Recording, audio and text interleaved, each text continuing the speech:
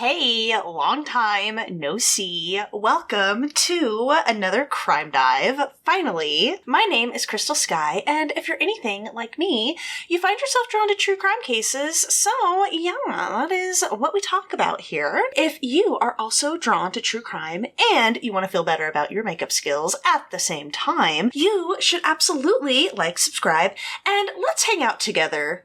Usually every other Tuesday, where I will take a deep dive look into a true crime case while slapping on the old clown paint. Yes, hello, yes, I'm sorry, it's been so long since I've uploaded. I left on a cliffhanger, we're gonna conclude the Phantom Killer case today. Yeah, I am so sorry. I don't know if you saw my update on YouTube, but this month has just been bonkers crazy for me. So firstly, Jeff threw out his back, hurt his back really, really badly at the beginning of the month. I think he was sitting in his office chair and went to bend over and pick up something heavy. And yeah, it's just been a whole thing that has left literally everything around the house and all that other stuff that life entails to me, which has been a lot. So for the last, 2-3 weeks, I have just been taking care of everything. It's left little to no time for anything else.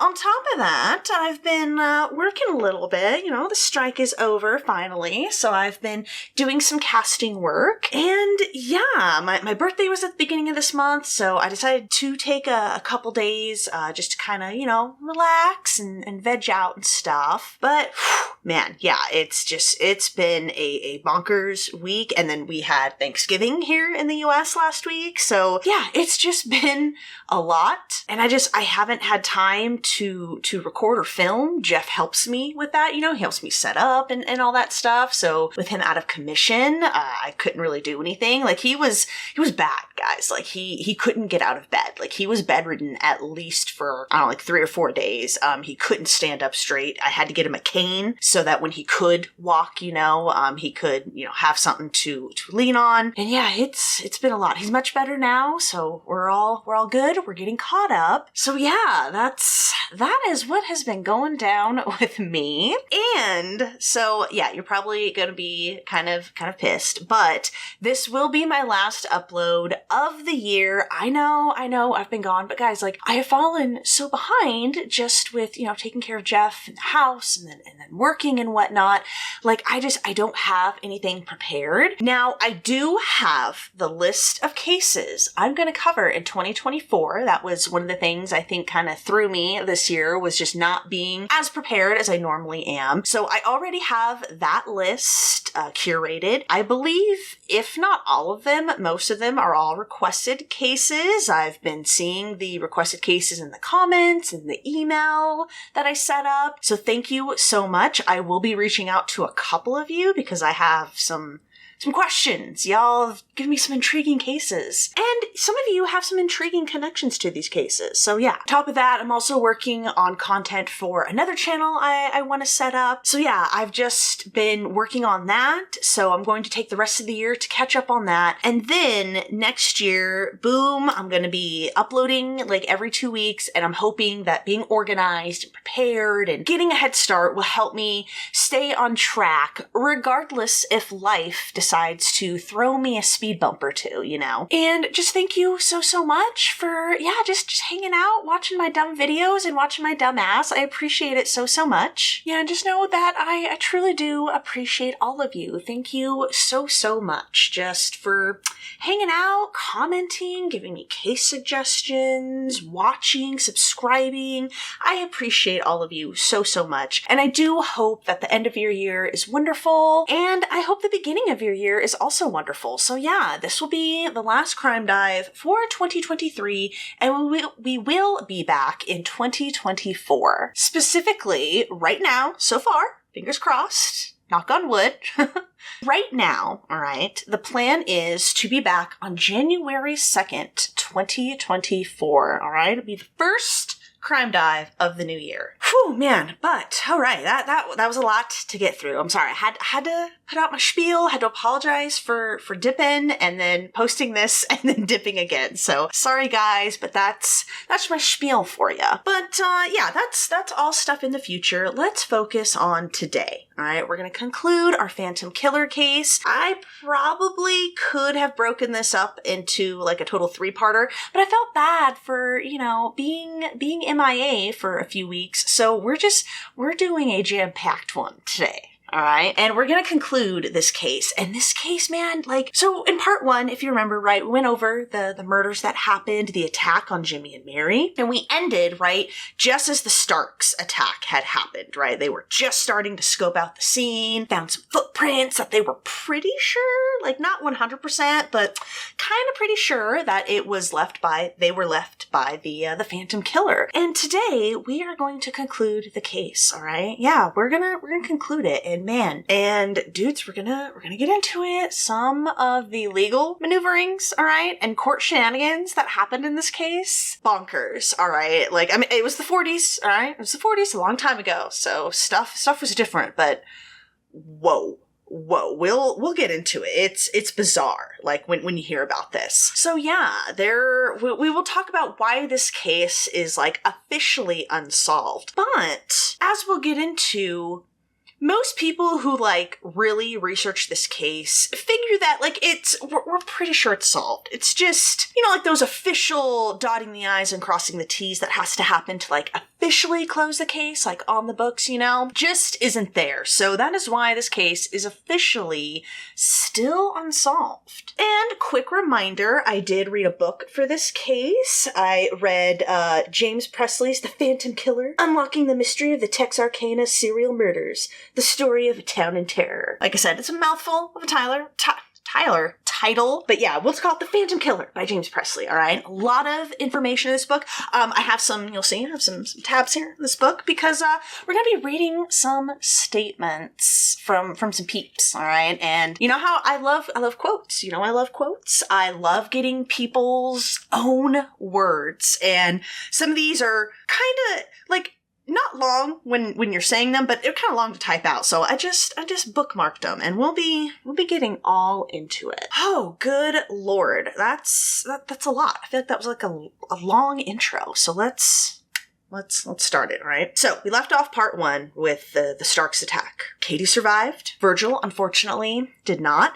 And then the police descended on the scene. And then remember we were talking about the foot tracks, the footprints that police found in the Starks plowed field that was next to their house. They found some footprints next to the railroad tracks where that car that those Arkansas state troopers saw, as well as footprints in the house and all that. And I think that's where we left off. All right. So let's pick up there. So yeah, they're working the crime scene at the Starks place. All right. And officers worked the scene all night into the next morning. And remember, we just said, though they had found those tracks, right? And it was a huge break. It was, a big deal. Oh my God, this is a pretty big clue. There was no way to be 100% certain that those were actually left by the killer.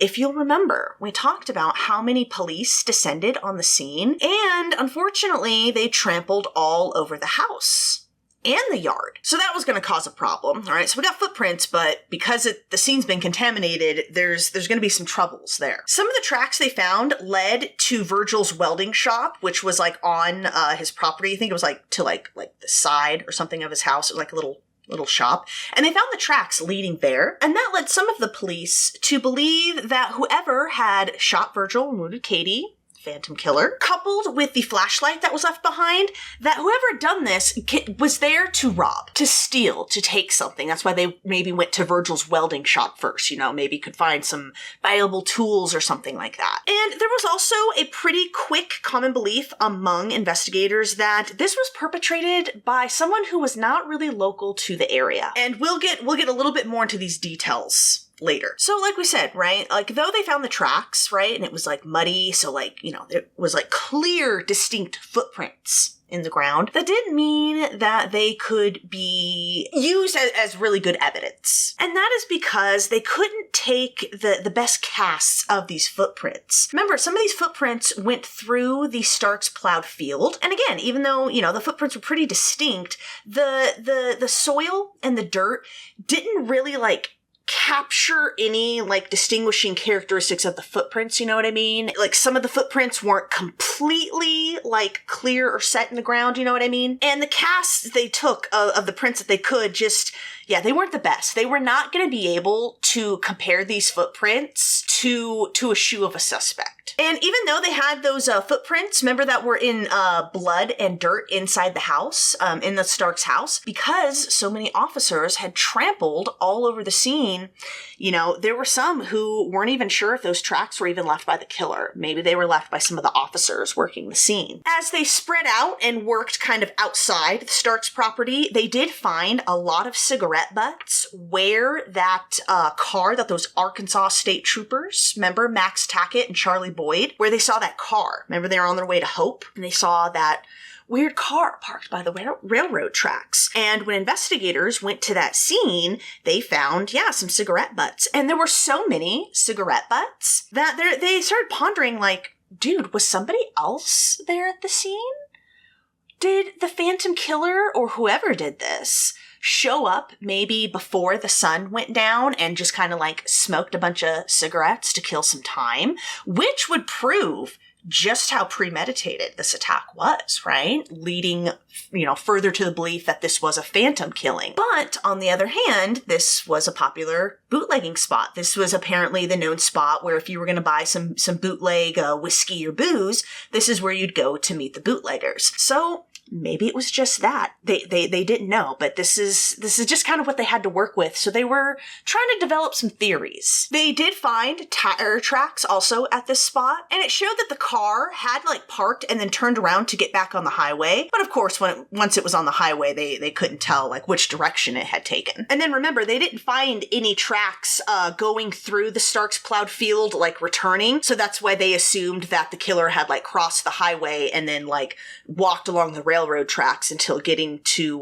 that car. Miller County, Arkansas Chief Deputy Tillman Johnson, remember, he was the one who had found the railroad tracks. He said of the tracks, quote, "We found some tracks leading from the house, but whose they were, we couldn't determine. We couldn't know they were the same persons. It appeared that he would have gone across the railroad tracks and then gone back to his car. There was a lot of grass and water, and it was wet through there, and you just couldn't tell much about it." And even though, some of these footprints were contaminated, especially the ones in the house, they did find one footprint that was in blood. It was in the kitchen, the Starks kitchen, on the linoleum. And even though, they weren't going to be able to 100% prove that had been left by the killer, they did send it to the FBI to be tested and analyzed, but nothing would result of this. The FBI didn't find anything of substance or that could help in the investigation. That Monday, as Katie Starks lay in the hospital recovering from her injuries, more than 500 people attended Virgil's funeral that was held that Monday. It was held at the First Methodist Church on the Arkansas side of the city. And 4 days after the attack, Miller County, Arkansas Sheriff W.E.L.V. Davis spoke with Katie in the hospital. Again, she recounted her ordeal, what she went through. And because, we will get into it in just a moment, the case had generated lots of press, lots of buzz, because, it was considered a phantom killing. She also spoke to the police, and they were able to discount some rumors that had started with the investigation. She discounted a rumor that said that Virgil, was scared of being killed in the days leading up to his death. She said that was not true at all. He had no such worries or apprehensions. There were other rumors that said Virgil had heard a car outside their home in the days leading up to his murder. Again, Katie said that was not true. Not to mention the rumor about Virgil being scared that he was going to be killed or something in the days leading to his death makes no sense considering, how he was positioned when he was shot. As police initially feared, the bullet casings retrieved from the Starks crime scene was just the cartridges and the bullet casings they found were just too badly damaged for them to analyze. All they could determine was that it had come from a .22, but they couldn't determine if it had come from a .22 rifle or a .22 pistol. If, it had come from a .22 rifle, that was going to make the investigation even more complicated because that was an extremely common weapon that a lot of people in the area had. It could have also been of a foreign make, but the experts at the Arkansas State Police Crime Lab believed the shots to have come specifically from a .22 Colt Woodsman. That's what they believed. There were 2 draft board officials in the area who did tell police that they could offer assistance with the investigation because, they had records of, the men who had enlisted or even tried to enlist, right? And not only did it include pertinent physical information, the files also contained other information like their fingerprints, any known mental health conditions, and it also contained the marksmanship of the men who had, tried to enlist or did enlist successfully. But the police declined their assistance. Remember the flashlight that they found? They did send that to the FBI, but unfortunately, the FBI came back and was like, yeah, sorry, no dice. There is no fingerprints on this thing at all. Now, the color and design of this flashlight, it wasn't too terribly common. So, Chief Deputy Johnson decided to check every single shop that would sell guns in the area, both on the Arkansas and Texas side of the city, and see if any of them carried it, and he found one store in all of Texarkana on either side that sold that particular design of flashlight. But unfortunately, the storekeeper didn't recall selling that particular flashlight to anyone recently. So Johnson then decided to take the flashlight to the editor at the Texarkana Gazette, remember the local newspaper? It was editor John Mahaffey, and Johnson asked if they would run a full-size picture of the flashlight, asking for anyone to, come forward with any information. Because it was such a, unique, not terribly common flashlight, Johnson was convinced that, someone somewhere would obviously know something about this flashlight. So he was hoping maybe putting an ad in the paper would get people to come forward. So after getting approval from the Gazette's owner, it was agreed that that's what they would do. The paper also agreed to send in a full color photo of the flashlight over the Associated Press wire. And city editor at the Gazette, Calvin Sutton, remembered this occasion. Quote, "The Gazette ran the first spot color photograph in the United States of the flashlight left at the Starks home. Editor and Publisher magazine credited us with having been the first to do it. It was not a true color picture. We used 2 cuts, one of the shiny part of the flashlight and one of the red handle." Even though this moment was pretty historical, I thought that was pretty interesting. The first spot color photograph ran in the US. I thought that was super interesting. But even though this was, pretty historical, nothing came of it. Nothing came, no tips came for this flashlight or anything. It was a dead end. So let's talk a little bit about the media coverage of the Starks attack. Let's get to how the public decided to digest what had happened to the Starks, all right? It was not good. So the Starks attack, as we said earlier, received lots of media coverage, all right? And it was instantly connected to the Phantom killings. And this was despite the fact that the bullet casings found at the Starks were of a different caliber than the other attacks, and that this attack happened at a home. So when word and news of the Starks attack spread, all right, the town was already experiencing some pretty bad hysteria and paranoia, all right? We went over it a little bit, right? But, oh boy, guys, the Starks attack put that shit on steroids, all right? People were already paranoid, guys. They were already scared.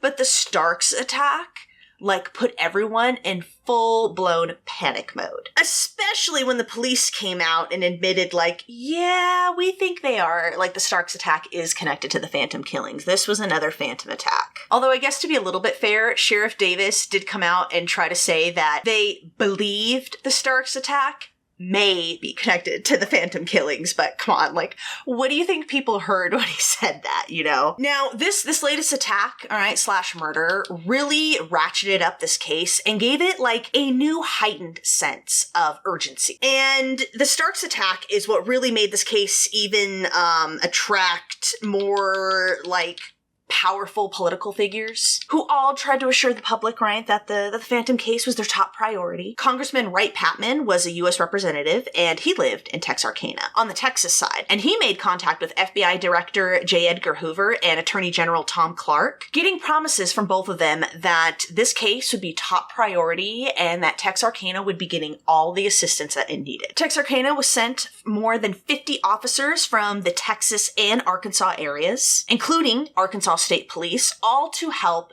in this investigation. They put up blockades on Highway 67 East, tracked down anyone traveling them, tracked down anyone who was in the area, was seen in the general area during the Starks attack, and tracked people down and interviewed them. And the largest manhunt in the area was conducted by all these police agencies looking for any suspects. And as a result of this latest attack and like the media coverage and all that, police were just flooded with calls of people, reporting any lurker or prowler out there, like people's paranoia really ratcheted up. Like people would be calling the police if like a cat in the alley knocked something over, like even like little mundane, like little normal noises that you hear, every day, every night. People would be calling in these little noises because that's how paranoid people were, dude. They were really scared. And I think one of the things that really helped ratchet up people's fear of the Phantom Killer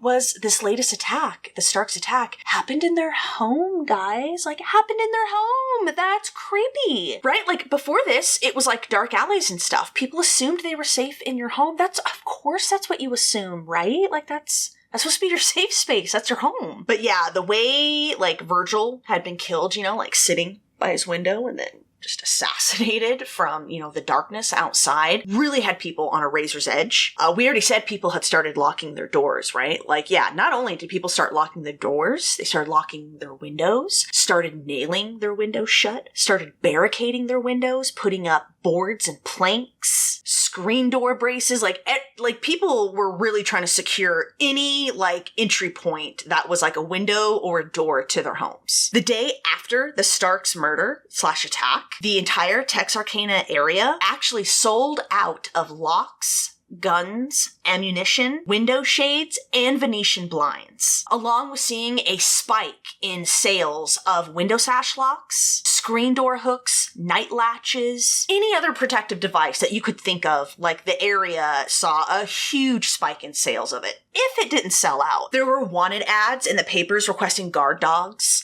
Those who did have dogs, but the dogs were at the vet, flooded the vet's offices, begging them, like, please let my dog come home. And this fear, guys, this wasn't just located to Texarkana at this point. The fear and paranoia of the Phantom Killer spread outside of Texarkana. It spread to the neighboring cities, including Hope, Lufkin, Magnolia, as far away as Little Rock and Oklahoma City. And sales in like guns, ammunitions, and protective devices, locks and stuff increased in those areas as well. And in fact, I can't remember if it was Little Rock specifically, but there was like one area that actually completely sold out of these things because they had to ship their supply to Texarkana. Yeah, it was wild. On top of, securing the house and locking the windows up, it is said families started all sleeping and converging in one room. It was said that if the man of the house was, out of town, out of the house, whatever, for whatever reason, during the night, the family would go stay with other relatives. And again, they would all converge in the same room. Some people actually appointed a family member to stay up and like be a guard, and they would do like watches.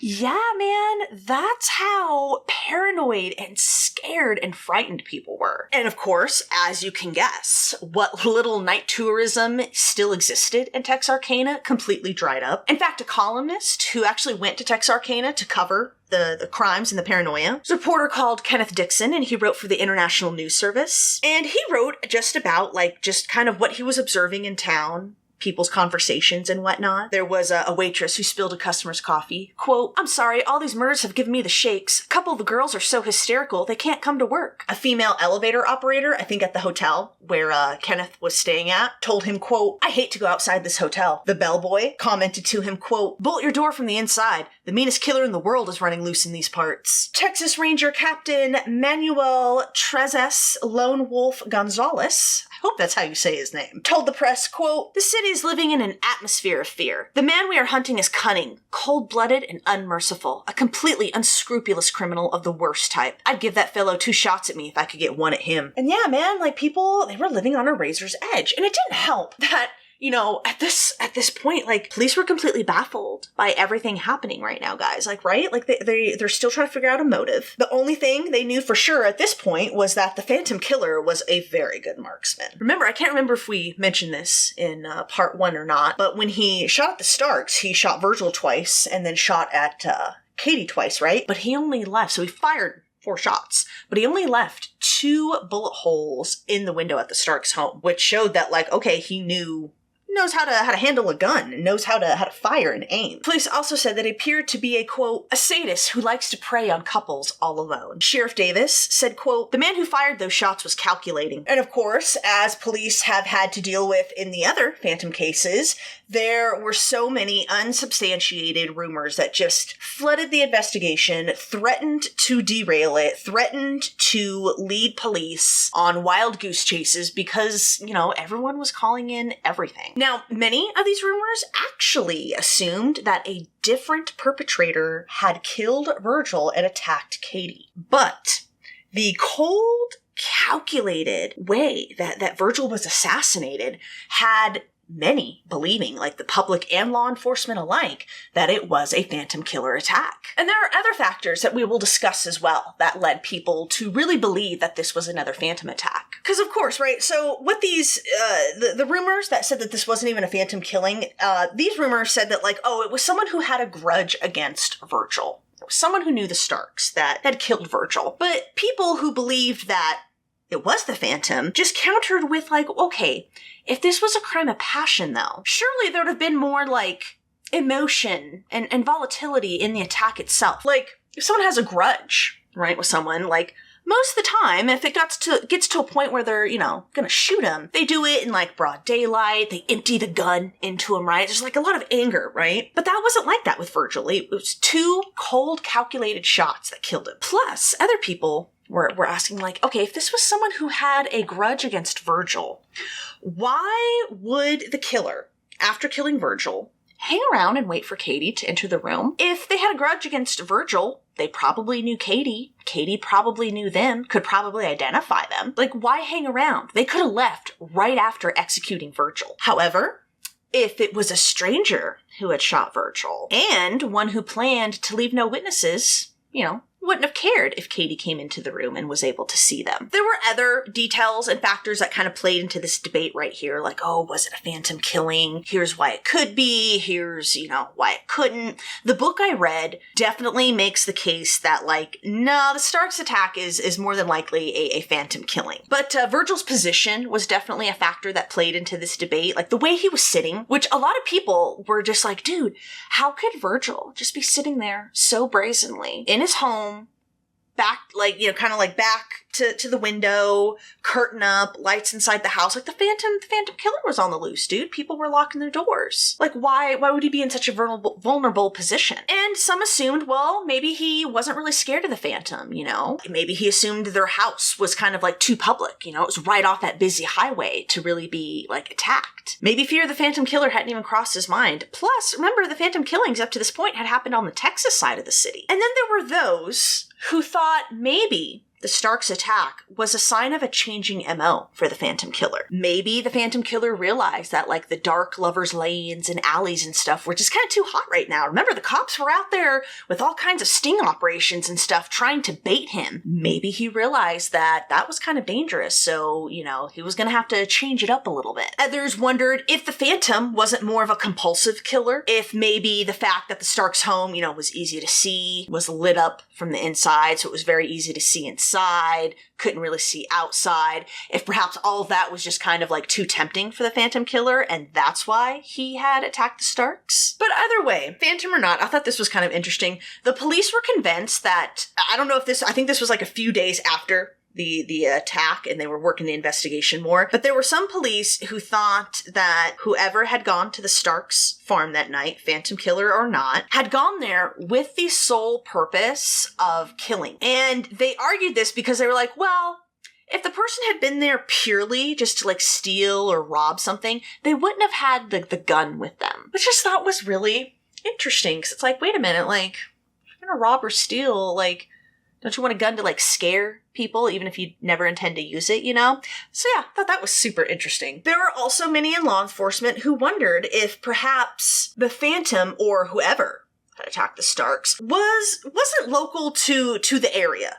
To that particular area. Or, you know, if they were, they didn't really know a whole lot about it. And they wondered this due to the Starks' telephone. They wondered if perhaps the killer was even aware the Starks had a telephone. Because otherwise, right, if you knew the Starks had a telephone, why not cut the telephone wire? Since telephones were so rare during this time, especially in this, like, rural area, you know, we talked about it a little bit in part 1, everyone would know that Virgil and Katie Starks had the telephone. It was like a thing, right? Like, you lived in that area, everyone would know, like, oh, did you hear the Starks got a telephone, right? But they thought, well, maybe the killer was aware that they had a telephone, but didn't know how to cut the line. But in that case, right? In that case, why wouldn't the killer shoot Katie as soon as she came into the room, as soon as she was within range? Because remember, she approached Virgil after he had collapsed on the chair. And once, you know, she was able to process, like, oh my God, he's down, and she went to reach for the phone, only then was she shot. Because, you know, think about it. Like, if Katie had been shot too and killed, the Starks probably wouldn't have been discovered until the next day. Kind of like with all the other attacks, right? Where some time had passed. And the fact that the killer didn't know where Katie had gone after she stayed on the floor after being shot, and, like, had dashed to the back of the house, leaving the flashlight behind, and then, like, dashing to his car once Katie escaped the house, all led police to believe that it was a stranger. And they were like, yeah, on top of everything else that, you know, we've just discussed, after Katie left the house, if he knew this area, he would know that Katie's sister lived across the highway from her, and probably would have surmised that's where she was going and could have, you know, headed her off. You know, she was very, very seriously injured. And the fact that, yeah, he hadn't, and instead had dashed to his car and taken off, all kind of led some to wonder, like, I don't think this killer, whether it was the Phantom or someone else, knows this area that well. There were other factors that pushed many to believe that it was the Phantom Killer who had killed Virgil and attacked Katie, such as the fact that, like with the other double murders, Virgil and Katie were each shot twice. Even though Paul had been shot a total of 4 times, they were able to determine that he was shot, like, 2 times at a time. You know what I mean? Like, bam, bam, you know, and then pause, and then bam, bam, like 2 shots. And they had concluded the only reason Paul had been shot additional 2 times was because the killer realized that he was not yet dead. There were many who believed even before this attack that the Phantom Killer was a opportunistic killer, you know, didn't necessarily, like, stalk his victims or anything. It was sort of crimes of opportunity.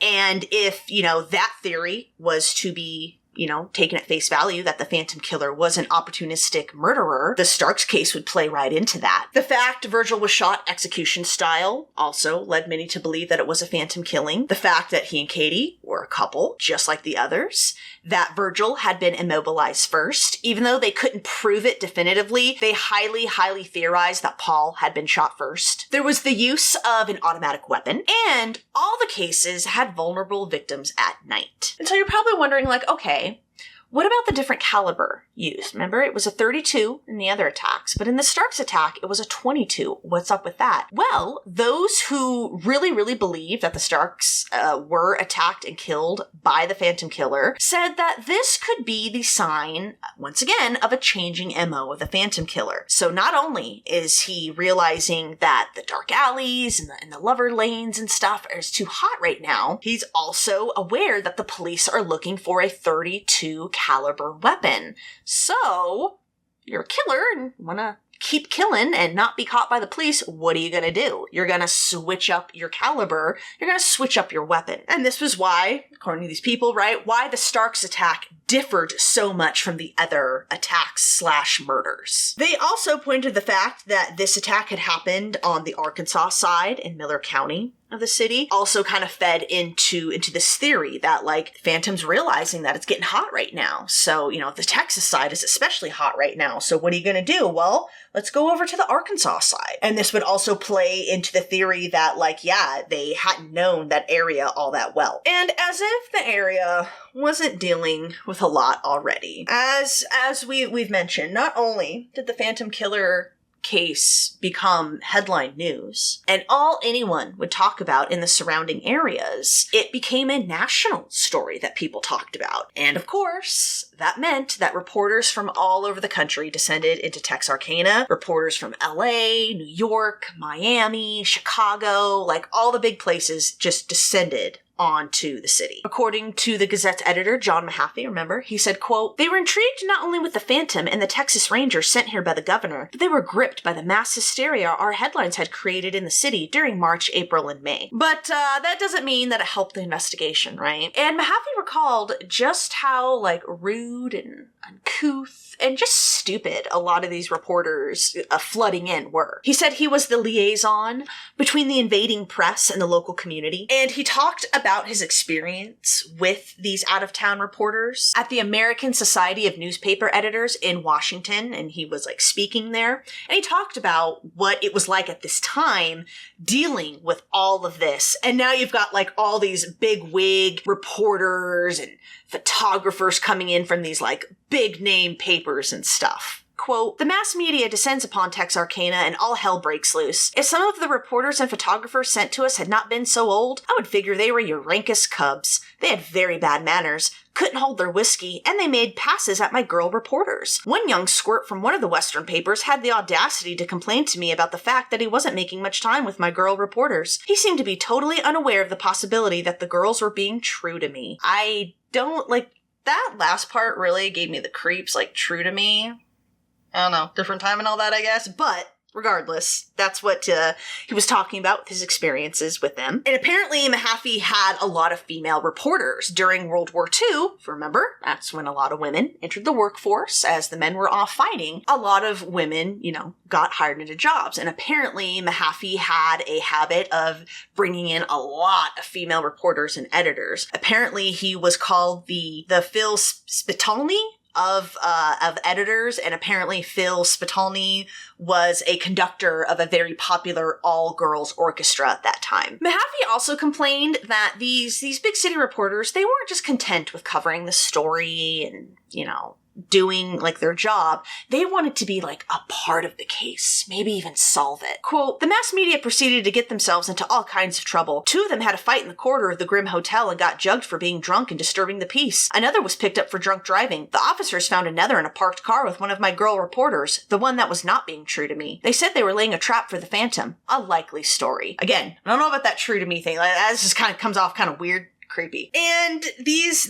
major news papers and organizations that these reporters came from just really, really ate up the sensationalism of the story and all that. Life magazine did a spread on the killing, and, like, I'm gonna read a little bit of, like, how they described the city and, like the Phantom killings and all that. Really, really playing into the sensationalism. Quote, "Housewives in mounting hysteria were barricading themselves inside their homes and rigging up homemade alarms of pots and pans and string which their husbands kept tripping over. Friday passed, then Saturday and Sunday without a murder. Texarkanians breathed a sigh of relief, but it was a small one. The Phantom was still at large."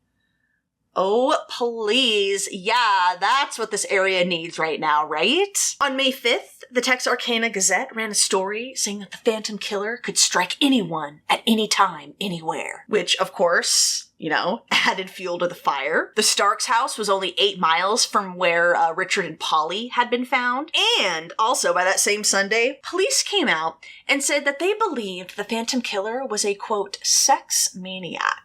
saying it was Katie's testimony that led him to believe that, quote, there's a strong sex angle to all this. Sheriff Davis even stated, quote, we are going on the possibility that this man may be a sex maniac. And it is said the, unofficial motive and theory that a lot of police were working with was that, these attacks were sexually motivated, the Phantom Killer was a sex maniac and all that. The Gazette asked a psychiatrist, Dr. Anthony LaPalla, to profile the Phantom Killer. He worked at the Federal Correctional Institution in Texarkana, not sure which side, and he said, in profiling the killer, that the Phantom was probably a middle-aged white male, was a sadist, and was motivated by a strong sex drive. He also theorized that the Phantom knew what was going on with the investigation at all times, was keeping a real close eye on it, and that was why the Starks attack differed. He knew that his usual hunting grounds were kind of hot right now. And he said he based his theories and profile on case histories of similar criminals, and noted that these criminals also often tend to divert attention away from their crimes, especially when, they feel that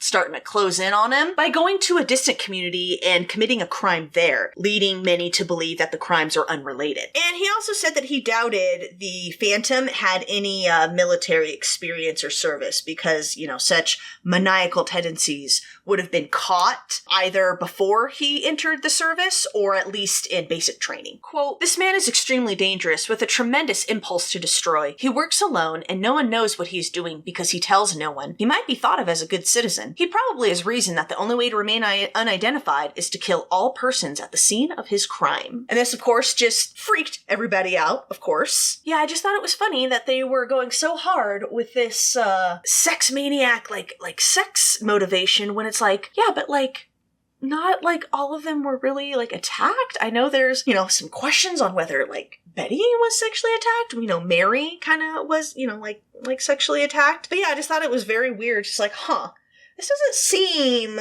like the sex part is the strongest motivator here. But yeah, that's what the press really ran with. That's what the police were working with. So I don't know. And we talked about it, right? Not only was the nightlife pretty much dead in Texarkana, the day life started being affected as well. People didn't really hang out all that much, even in broad daylight. When the Texarkana High School on the Texas side had their prom, they were actually escorted inside and out of the auditorium by, police officers. And at the end of the dance, police officers told the kids, okay, if you're, insistent on going out, go to this, particular coffee shop. I think it was, the Two States coffee shop, because, there are always cops there, and it's just much safer. But honestly, you should just go home. On May 7th, everyone's fears, hit their peak when it was thought that another killing by the Phantom had occurred. So earlier that day, a man's mutilated body was found on some railroad tracks. They were near Texarkana on the roadbed of the Kansas City Southern Railway, 18 miles north of the city. The man was eventually identified as Earl Cliff McSpadden, or maybe it's McSpadden. He was identified through his Kansas Social Security card, and he also had on him a registration card with the Shreveport, Louisiana Employment Office. And that had a date of the day before, May 6th. Now, when news of his discovery broke, people were already on edge and they just freaked out. And it didn't help that the press immediately reported it as the sixth killing of the Phantom. But Little River County Sheriff Jim Sanderson assured the public that there's no way that this death was connected to the Phantom. He said Earl more than likely fell from a train that had actually passed by about 30 minutes before his body was discovered. Earl's body had its left leg severed below the hip and the left arm severed at just below the elbow, probably from where the train ran him over. His right hand, though, also had wounds that indicated he had grappled with someone with a knife. And there was a 2-inch wide and 1.5-inch long gash in his head, specifically over his temple, that was sufficient enough to cause death. County Coroner Dr. Frank G. Engler said that Earl received these wounds prior to getting run over by that train. So he was theorizing that Earl probably argued with someone and maybe that person tossed him out the train or something. Or maybe he was killed beforehand and his body was laid on the railroad tracks to make it look like the train had run him over. But either way, Earl's death was pretty quickly, within a day, not connected to the Phantom killings. A coroner's jury would ultimately conclude, though, that Earl was killed by persons unknown. Earl's brother, R.C. McSpadden, or maybe it's McSpadden, came from Dallas, Texas to retrieve his brother's body and said that his brother had been a transient and had been an oil storage tank builder. He said they had received a letter from him that was postmarked in Texarkana on May 3rd, but they hadn't heard from him since then. And there were some who wondered if Earl himself wasn't the Phantom Killer. I don't think this theory really gained a whole lot of public traction. They could never find anything that would, like, put Earl in any of the places where the attacks occurred. This same day that Earl's body was found, it was a busy day in the city this day. A 31-year-old man named Herbert Thomas claimed to have been robbed by someone boasting to be the killer. So Herbert was in/near Kilgore, and he picked up a red-headed young man wearing khakis who had offered him $5. And this was if Herbert would drive him to Henderson, which wasn't too far away. But after arriving near Henderson, Herbert said the man all of a sudden pulled out a pistol, stuck it at his side,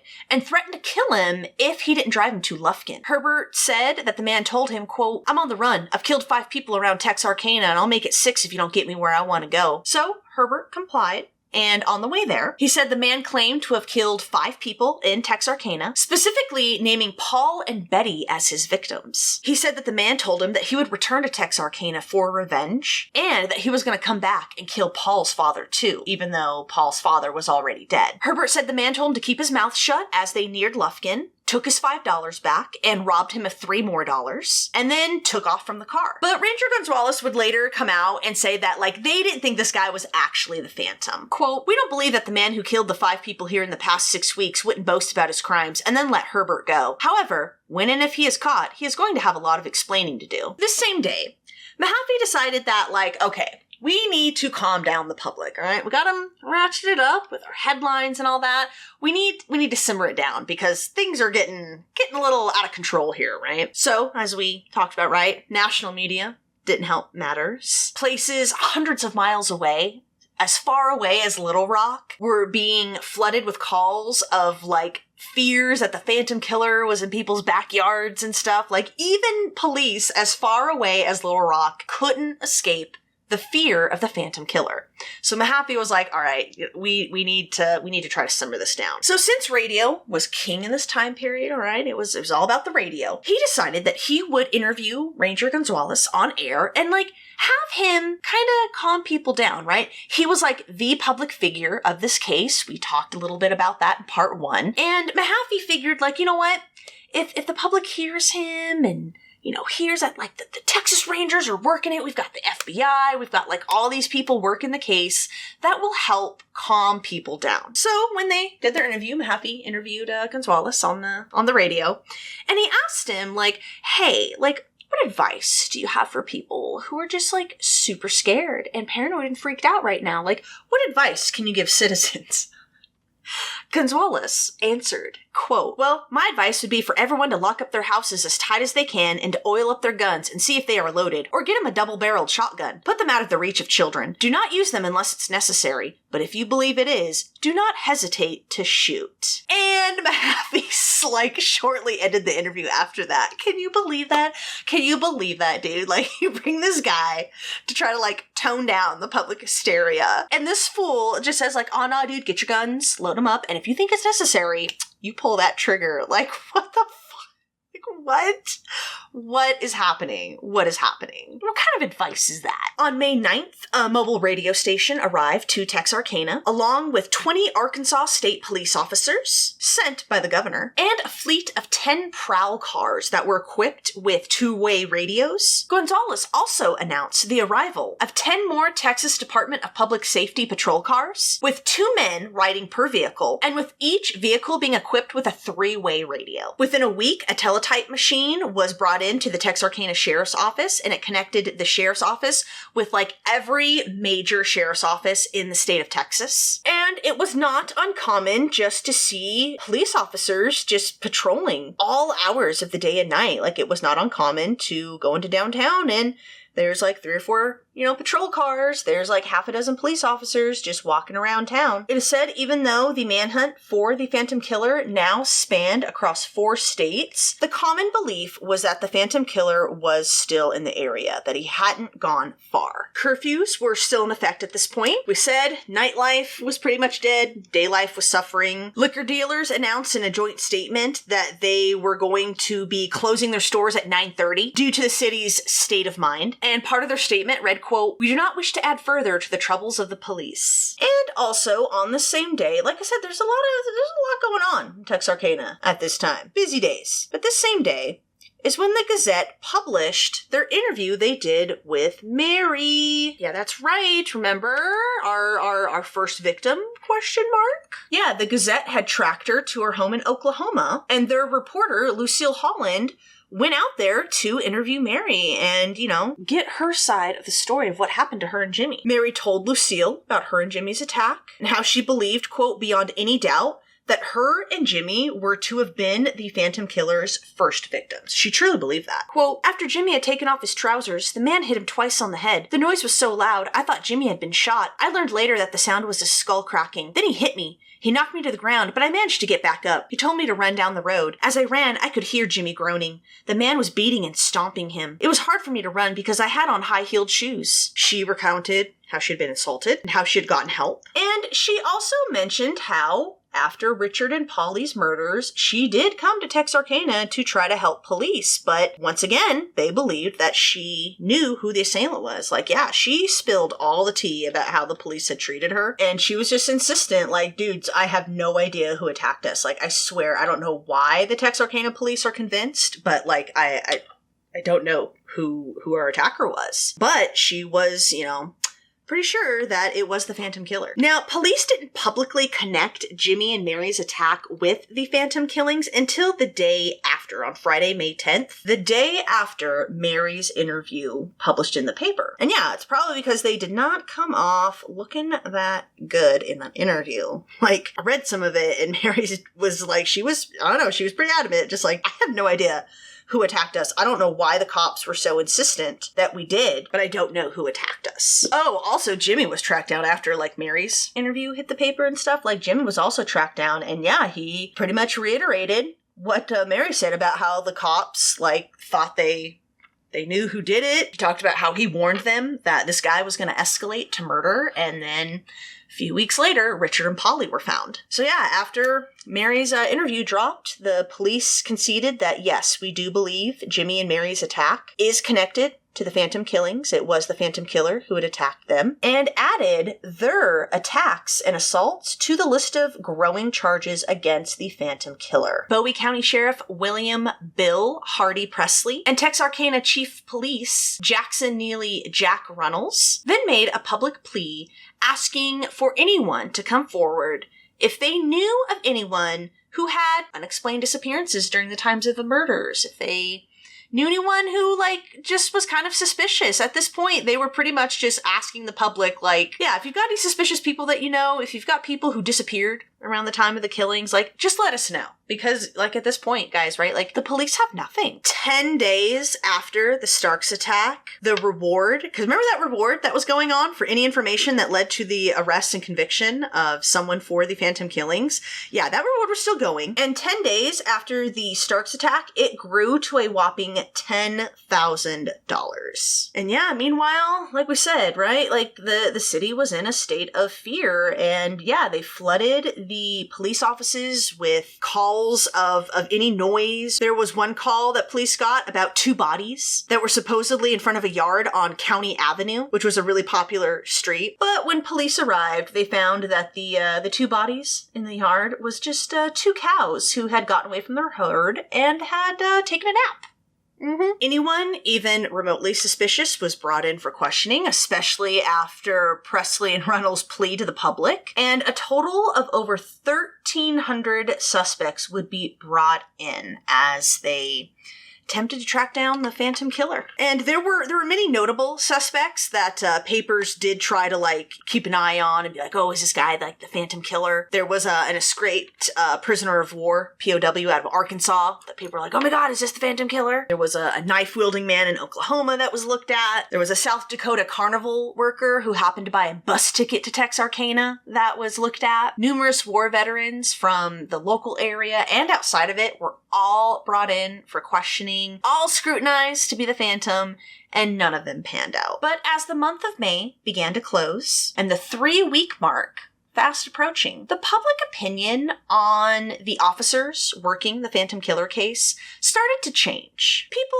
were, they were frustrated. They were sick and tired of being scared and paranoid all the time. They were angry that, no suspects had been brought forth, and that the officers just, like, had nothing, and people were getting pretty frustrated and angry about it. There was a popular downtown cafe that was known to attract, like, lots of law enforcement officers and stuff, and one citizen, critical of the officers working the case, commented, quote, "The Phantom ever walked into John's place, they'll catch him." One drunken man walked by the cafe one night, again, was drunk, and loudly proclaimed, quote, $10,000 worth of cowboy boots and big white hats and 15 cents worth of brains. Which, like, yeah, I don't blame people. Like, it sucks because it's like, yeah, they're doing what they can, but, like, yeah, it's frustrating, right? Now, the most criticism, though, was reserved for, who do you think? The most vocal and public officer of the case, Texas Ranger Gonzalez, right? In fact, John Mahaffey, the editor, referred to him as his, quote, biggest headache. Quote, "He didn't have time to hunt for the Phantom. He was too busy giving out interviews and trying to run the Gazette. All the other officers working on the case became rather jealous of Lone Wolf and complained bitterly every time his picture appeared in the paper." Even those who thought Gonzalez was more, like, warm-hearted kind of agreed with this assessment, though. Quote, "He was not a detective. He was better on horseback and shooting." Chief Deputy Johnson added to this assessment, saying, quote, "Whenever Gonzalez came down the stairs from his hotel room, he called for the press. He was a showman, and he had a reputation for being a killer. So the press all followed him. He didn't do any real police work himself. He'd get in that car and ride around, ask a lot of questions about what the other officers had found. Then he'd release it to the press like it was his information. After a while, some officers got to where they wouldn't tell him anything." And the opinion on Gonzalez here really hit its peak with officers several days after the Starks murder. So, of course, the Starks home was deemed off limits to everyone, right? So when a neighbor of the Starks phoned up the Miller County Sheriff's Office saying that they had seen some strange lights at the house, authorities quickly headed over there to investigate, right? Trooper Tackett was actually the one who got the call, and Editor Mahaffey was there when the call came in, so he went with them, and several other officers who all sped out to the Starks farm. They got to the farm, surrounded it, so Tackett got out of his car, drew his gun, and announced for whoever was inside to come out with their hands up. And who do you think came out? It was Gonzalez with a young female reporter. And when Tackett demanded to know what the hell he was doing there, Gonzalez replied that he was reenacting the murders for the reporter, and she was taking pictures. And that was those strange flashing lights that the neighbor had seen. And apparently this is when Tackett turned to Mahaffey and said, quote, "Mahaffey, you can quote me as saying that the Phantom murders will never be solved until Texarkana gets rid of the big city press and the Texas Rangers." So the 3-week mark comes and goes, and there's no murder, not another attack. And after this, it is said that the city's fear lessened a little bit. There's still some tension, some fear there. But once that 3-week mark came and went without another murder, there was definitely like a collective, like sigh of relief in the city. It was said the stakeouts and dark alleys just kind of became, quote, dull exercises for the police. And slowly but surely, night activities and the nightlife started up again. One night, when Chief Deputy Johnson and Trooper Boyd were out patrolling, they came upon a couple parked on Sugar Hill Road, which is just north of town. And so Johnson got out of the car and he was gonna scold them a little bit, and Boyd stayed back to cover him. And after Johnson identified himself to the couple in the car. He said, quote, "There's a killer loose. Aren't you scared we parked out here at night?" And the girl responded, quote, "You're the one that ought to be scared, mister. It's a good thing you told me who you are. I was ready for the killer." She had a 25 caliber pistol trained on Johnson from like the moment he had stepped out of the car. Another night, Sheriff Presley and two colleagues drove an unmarked car to a dirt lane that branched off of Highway 67. It's a few miles west of town, and this lane was like this, like dirt lane area.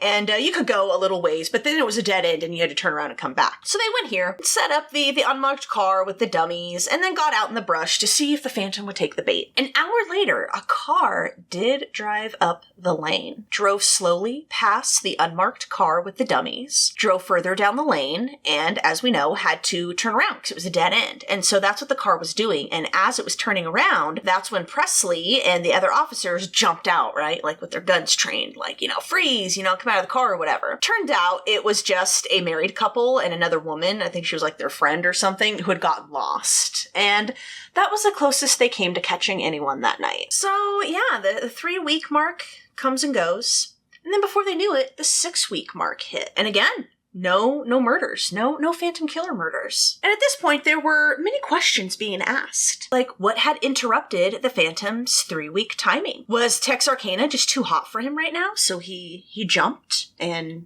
went to some other city in the country? Did he perhaps die? Did he become incapacitated? Was he arrested? And these were the things that people were pondering. And as summer approached with, again, not another Phantom murder or, anything like that, and the fear ratcheting down, the Phantom Killer case slowly dissolved from the headlines. And slowly but surely, inch by inch, Texarkana started gaining some normalcy back, nightlife started up again. People were able to, walk to and from shops day or night without any fear, and things started to become normal. In the midst of the sweltering summer heat and air conditioning, again, being extremely rare, like a luxury, that's why people went to movie theaters, right? People started opening their doors and windows again, letting the breeze in, started not locking the doors as they once did, and yeah, slowly but surely, things got back to a sense of normalcy. Couples began parking again, although, again, they were more guarded. It was more common for couples like that one that Johnson came upon to be packing some heat, when they went parking. Like, couples were armed now and they were ready. And remember, right, like, just because it faded from the headlines and slowly but surely from the locals' memories, it sure as hell was not fading from law enforcement's memories. Like, they still had a killer on the loose. They still gotta catch this guy. And we all know the thing about killers, right? Especially, like, serial killers. Like, they're not gonna stop willy-nilly of their own free will, right? And it is said as more and more time went on, without another Phantom attack, without another headline, the police were able to investigate the Phantom Killer case in a more relaxed mode, as it were. It is said Trooper Tackett felt a huge responsibility for the Starks attack because, remember, we said the car, like, he was super convinced that was the Phantom Killer's car. And if they had just stopped and investigated, they probably could have caught the Phantom Killer, probably could have saved Virgil and Katie. And so to that end, he chased and worked any and all possible leads or connections with the case. And on his spare time, whenever he could, he would sift through all of the evidence and files and case information that they had gathered, just to look it over and see what he could find. So as he sifted through the case file, there was one thing that jumped out at him, and as the classic tale goes, he wasn't even sure if this was like a thing or if it was just like a coincidence, and he was, kind of making mountains out of molehills, if you will, But while he was examining the files on car thefts that they had in the Texarkana area, one day he decided to compare the auto thefts with the dates that the car had been reported stolen and when the cars had been abandoned, presumably by the thieves, or recovered. And as he did this, he zeroed in on the dates of the phantom attacks. And he correlated some of the car thefts with the dates of those attacks. And that's when Tackett started to see a pattern. He noticed that on every night of the assaults/murders, a car had been stolen in Texarkana, and a previously stolen car was abandoned. But what he couldn't figure out is, like, why? Why would that be? And there could be plenty of explanations, coincidence. Perhaps the car thief got out of town and then returned. And were all these car thefts related? Like, were they all done by one person? Or was it just a bunch of car thieves who just happened to steal cars during these dates? And if it was one person stealing all these cars, like, what would be the reason for that? Like, why keep stealing and then abandoning cars, Like, did the thief get bored of a car or something? Did he not want to hang on to a car too long for it to be identified? But either way, he decided to keep an eye on this little tidbit right here. He's like, maybe this is nothing. I'm working this case hard. Maybe I'm seeing ghosts when there aren't any, right?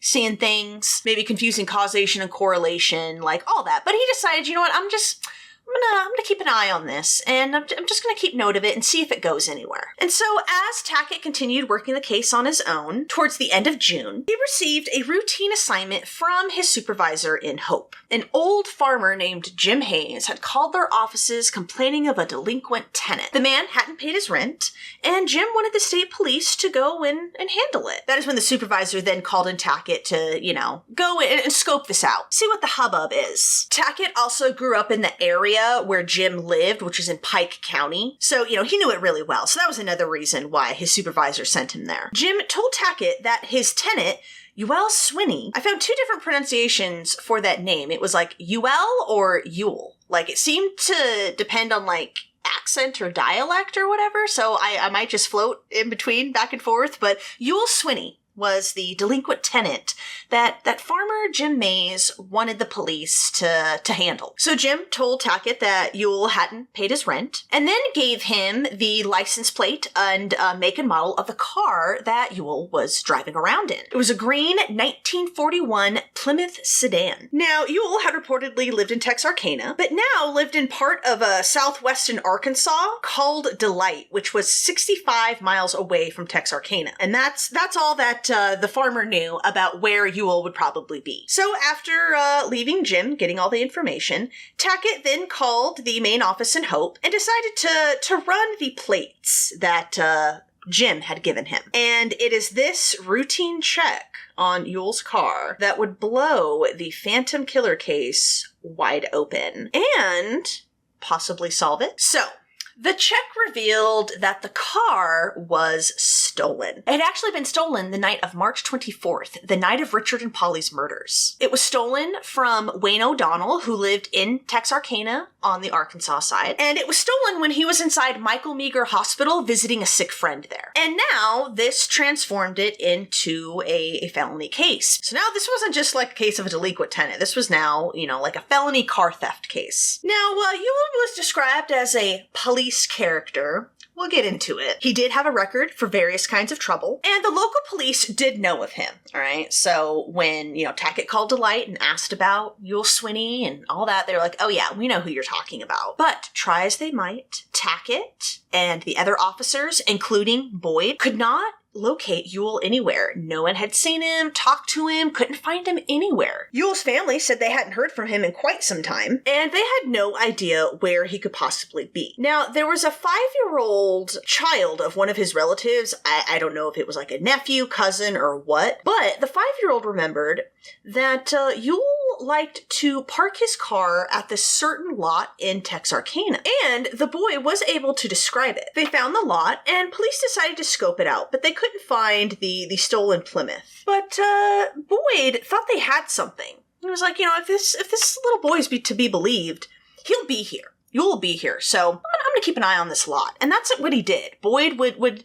periodically and often check the lot for the stolen car. And one day, on Friday, June 28th, Boyd's persistence paid off. So Boyd swung by the lot one day, and what do you know? The stolen Plymouth was there. So if the car was there, he knew Yule wouldn't be far behind, so Boyd decided to stake it out. And then, after some time, a tall young woman appeared and claimed the car. And that is when Boyd got out and arrested her. It was 21-year-old Texarkana on the Texas side resident, Peggy Lois Stevens Swinney. And this day, right here, Friday, June 28th, had actually been her wedding day. She told police that she had just returned from Shreveport, Louisiana, where her and Yule Swinney had married. They had actually gotten married several hours earlier, and they had just gotten back into town, and Yule had told her to go pick up the Plymouth. And that's all she could tell them. She didn't know where her husband would be, like, right now. And even though, they didn't have Yule, they had his wife, which was huge for them. She didn't have a photo of him, but she could describe him, and she could also describe his habits. She told police that he did have a habit of hanging out in movie theaters, especially in the afternoons,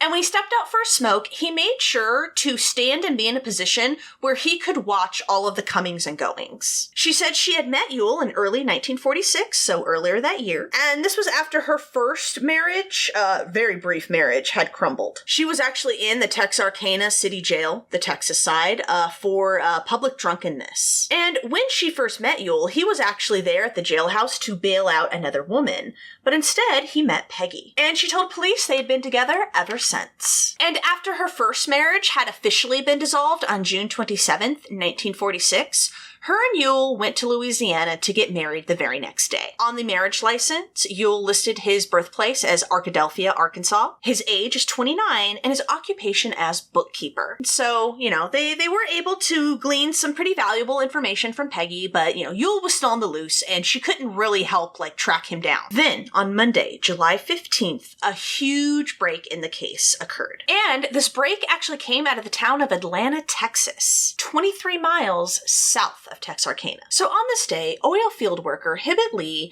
was just kind of hanging around town. He had the day off, and he was like a chatter. He was an extrovert, so he was going around town talking to all his friends and stuff. And he eventually found his way to Ed Hammock's car lot. Cleon Partain was there helping out. He had his own cars there too that he sold and bought and worked on and stuff. And so Hibbett decided he was going to go see what Cleon was doing. Now, as Hibbett stepped onto the lot, a newer Plymouth sedan drove on it. Now, this was something apparently to remember because a newer car was pretty rare in these parts. Cars in general were pretty rare, but a shiny newer one was definitely enough to turn some heads. A tall, slender man dressed neatly in a white shirt and tie got out of the car and, approached Hibbett asking if they, bought cars there. He directed him to Cleon, who was already on his way out. He saw the Plymouth drive up. So Cleon met the man and Hibbett at the car. Now, Cleon was a professional, right? He had dealt in cars, bought, sold, or repaired them for many, many years, all right? So as he was approaching Hibbett and this man with the shiny Plymouth, he was already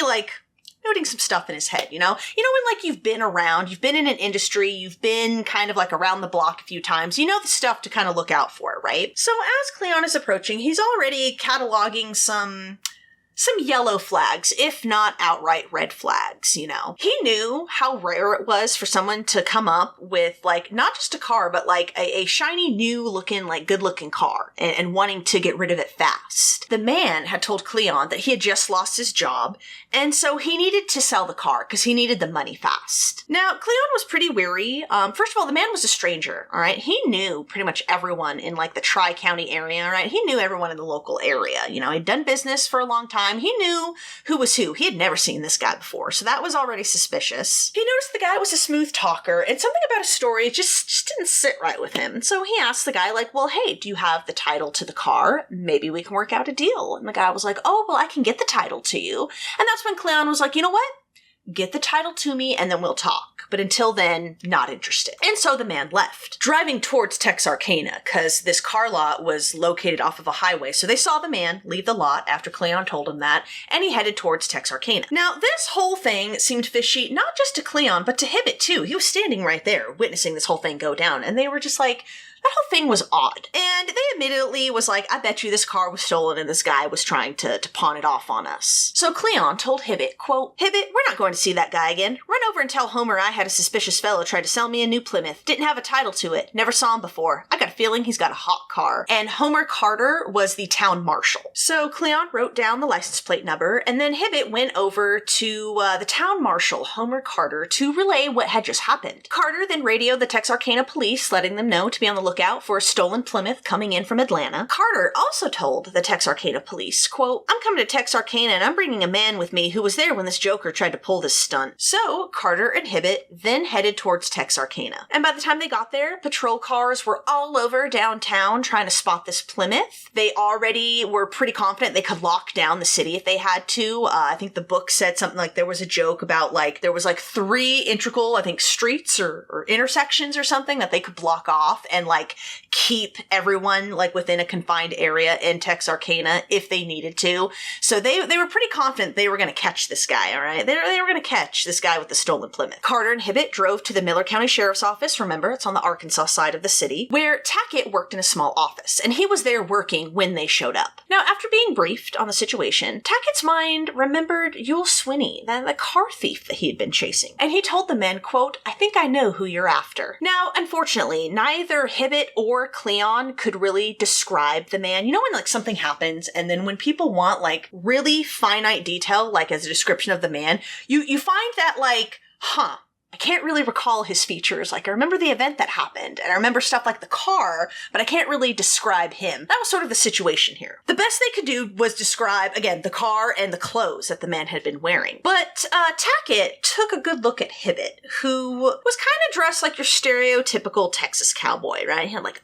big old hat on, big old belt buckle, and big old cowboy boots. Like, he was a pretty memorable guy, you know? And Tackett figured, like, even though Hibbett couldn't really, like, describe this guy, maybe even identify him, I bet you this guy could identify Hibbett because of how ostentatious he looks. He's memorable. Plus, he wouldn't want to be seen by Hibbett or Cleon again, right? So to that end, he devised a plan. Quote, you wouldn't recognize him, but he'd recognize you. He doesn't want to see you again. Tell you what we can do. You go into a number of public places we'll pick out. I'll follow at a respectable distance. We may be able to find our man because he'll do all he can to avoid you. And so with Tackett, dressed in civvies, that's exactly what they did. One place they went was the Arkansas Motor Coach Station. It was just off of Front Street by the popular Jefferson Coffee shop and across the street from Union Station, which was always bustling with people. And it would be here at the motor coach station that they would have a major break. So as Hibbett went through the door and made like he was going to the restroom, right, Tackett followed at a distance behind and started scanning the room. Now, most people didn't really register Hibbett, you know, except for one man, one tall, slender, wiry-looking man in a white shirt and tie, standing by a wall. And as soon as he saw Hibbett, he made a beeline for the back of the station. Tackett immediately thought, like, found our guy and started the chase. He found the man in the fire escape and pointed his pistol at him, and the man just like raised his hand and was like, oh, please don't shoot me. The man looked really scared, and, you know, Tackett assured him, like, we're not going to shoot you for stealing the car, calm down. And then as he patted the man down for weapons, the man just told him, quote, Mister, don't play games with me. You want me for more than stealing cars. I will spend the rest of my life behind bars this time. And so Tackett then arrested the man and marched him out of the station. They had finally captured Yule Swinney. Chief Deputy Johnson was driving around Union Station at that point, and he happened to see Tackett and Yule and Hibbett and all them come out of the station at that point, so he picked them up. Johnson drove, obviously. Yule sat in the front next to him, and then Tackett sat on the other side of him, and Hibbett and Carter sat in the back. And they hadn't driven 2 blocks before Yule turned to Johnson and said, quote, Mr. Johnson, what do you think they'll do to me for this? Will they give me the chair? And, you know, Johnson just replied, quote, they don't give you the electric chair for stealing cars. But that is when Yule just retorted, quote, hell, I know what you want me for. It's for more than stealing cars. You don't electrocute someone for stealing cars. Do you think I could be lucky enough to get out in 25 years? And, you know, Johnson, who was completely, like, thrown by this whole interaction, just said, quote, oh, you won't get that much, maybe 5 or 10 years. And everyone was just kind of confused, like, what Yule was talking about. And when one of the men asked him, like, Yeah, just that. Like, what are you talking about?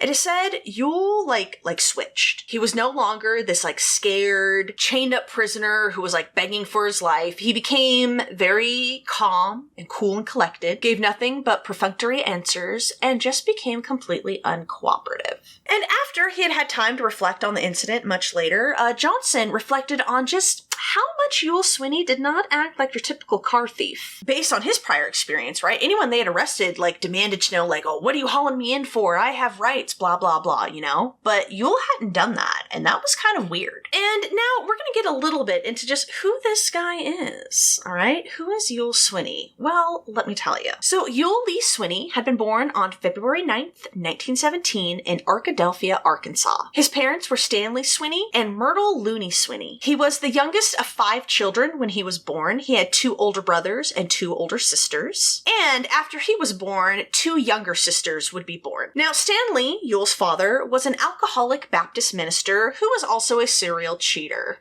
Classic. And it is said neither of Yule's parents really paid him much attention, really, like, cared for him. They were pretty neglectful, pretty shitty parents. His mother and daddy didn't care. I hate to say that, but it's true. And this is according to Yule's niece, Joyce Swinney, who is the daughter of Yule's oldest brother, Cleo. And family lore, I guess, tells of times when, like, Stanley would lock Yule out of the house, even if it was winter, and, like, the family would, like, all have dinner in front of him while he was standing outside the house and stuff. Like, what the fuck?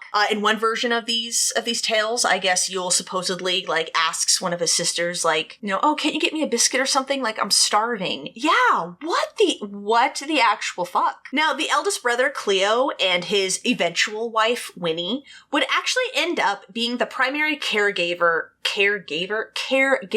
of Yule and his siblings. It is actually said Yule considered Winnie like a mother figure in his life. And while also working, Cleo and later Winnie grew a vegetable garden, raised hogs for meat, kept cows for milking, and even kept beehives for honey in order to feed the family. Because, yeah, the parents didn't care. They were just awful, awful parents who neglected all their children, and poor Cleo, being the oldest, was parentified at a very young age. And he actually held a grudge against his parents. Quote, they wouldn't even let us call them Grandma and Grandpa. We had to call them Mr. and Mrs. Swinney, and this was according to Joyce. Yeah, don't really blame him. Now, in 1926, after having 2 more daughters, Stanley filed for divorce from Myrtle. And this was so weird. Custody of the children was then broken up, all right? So the 2 oldest were already out of the house. Stanley received custody of Yule, who was 9 at that time, one of Yule's older sisters, who was 12, and one of the younger sisters who was born after Yule, who was 7. They were to live with their father for 9 months of the year, and then and this was like for school, and then during the summertime, summer vacation,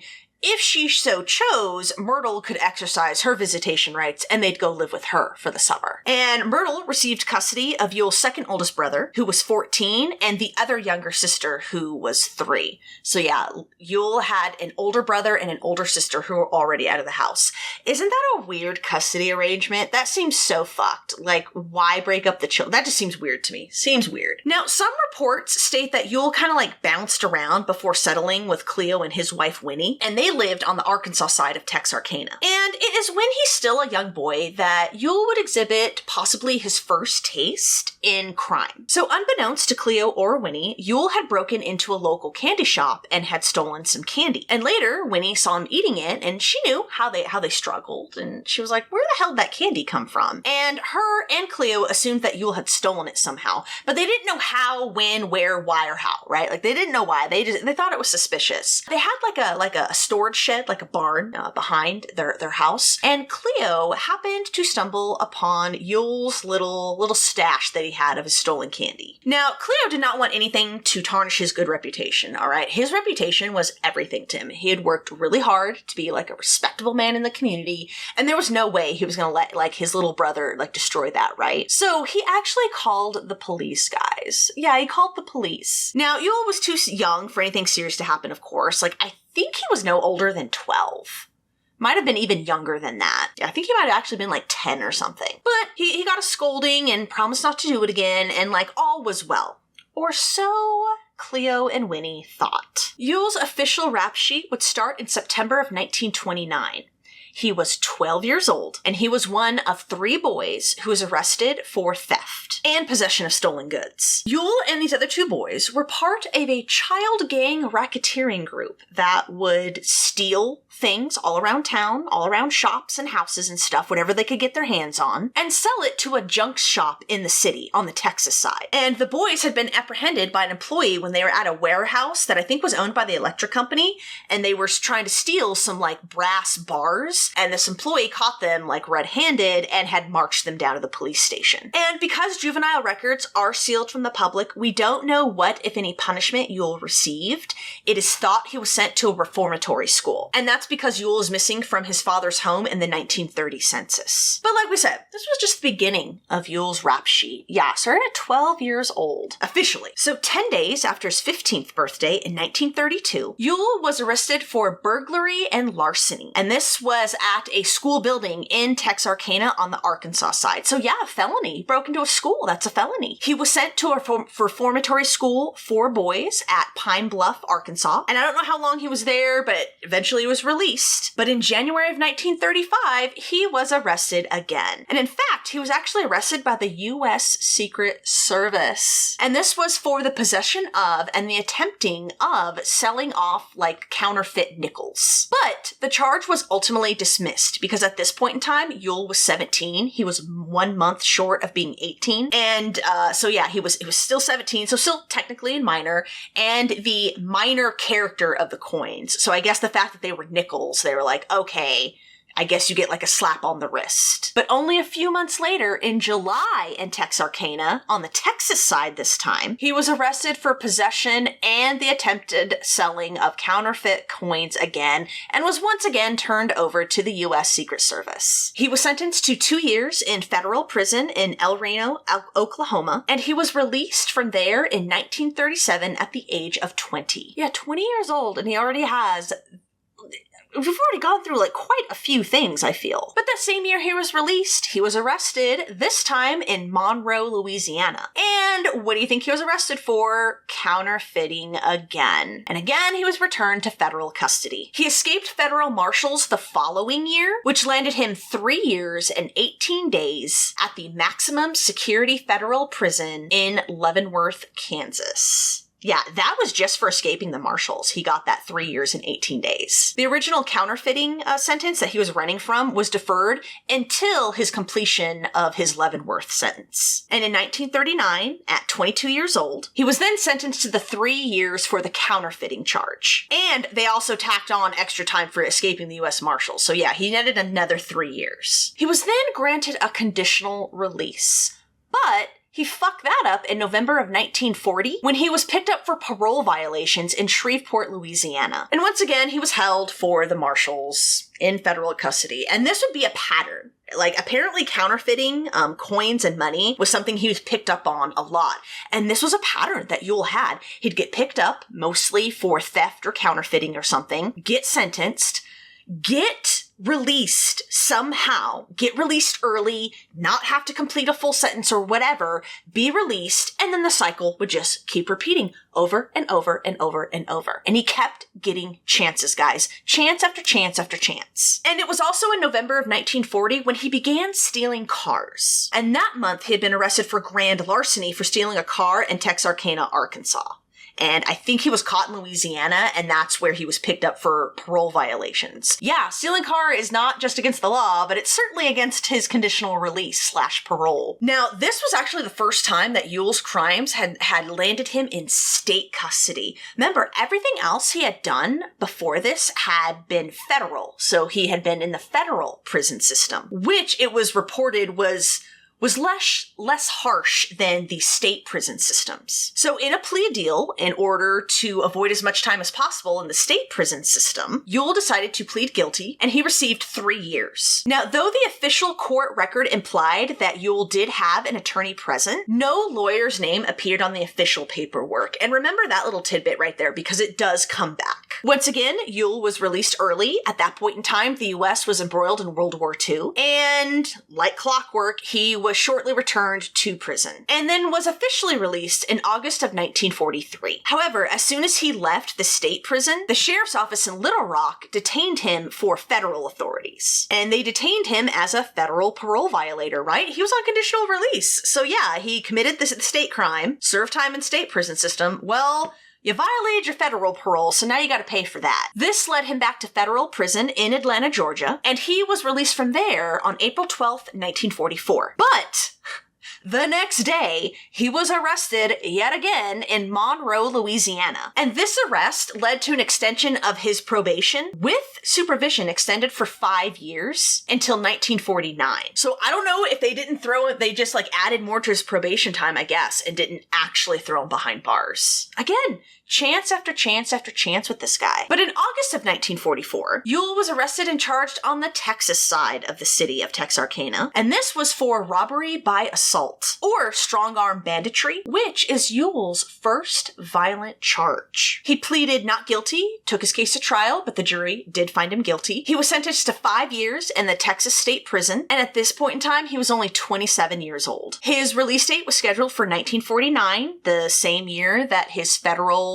probation with supervision was to end. But get this, guys, get this. He spent only 13 months in the Texas State Penitentiary and was officially released from there on December 22nd, 1945. His family, led by his minister father, had successfully petitioned on him getting released early. Can you believe that? After this guy's track record, can you believe that? And in about a month, in January of 1946, as we know, he would meet Peggy, which we will get more into that in a moment. So, going back to our present time here, in Texarkana, Johnson put Yule behind bars and immediately informed the FBI. Any car theft in Texarkana always interested the FBI because of the likelihood of crossing state lines, making it a federal case. And 3 days after Yule was arrested, the FBI sent a special agent to interview him, a special agent J.C. Calhoun, and he was there to primarily interview Yule on the stolen cars, all right? That's what they had him on for sure. And the possible other stolen cars. They're looking at him for other stolen cars in the area. And Yule almost eagerly admitted to stealing all the cars. He was like, yeah, that was me, man, that was me. Yule told Calhoun about his background, how he had allegedly finished high school in Texarkana on the Texas side, saying that he graduated in either 1934 or 1935, which was incorrect. He said he and Peggy had married in Shreveport, and that he was registered for selective service in Miller County, Arkansas. Yule then told Calhoun about the 3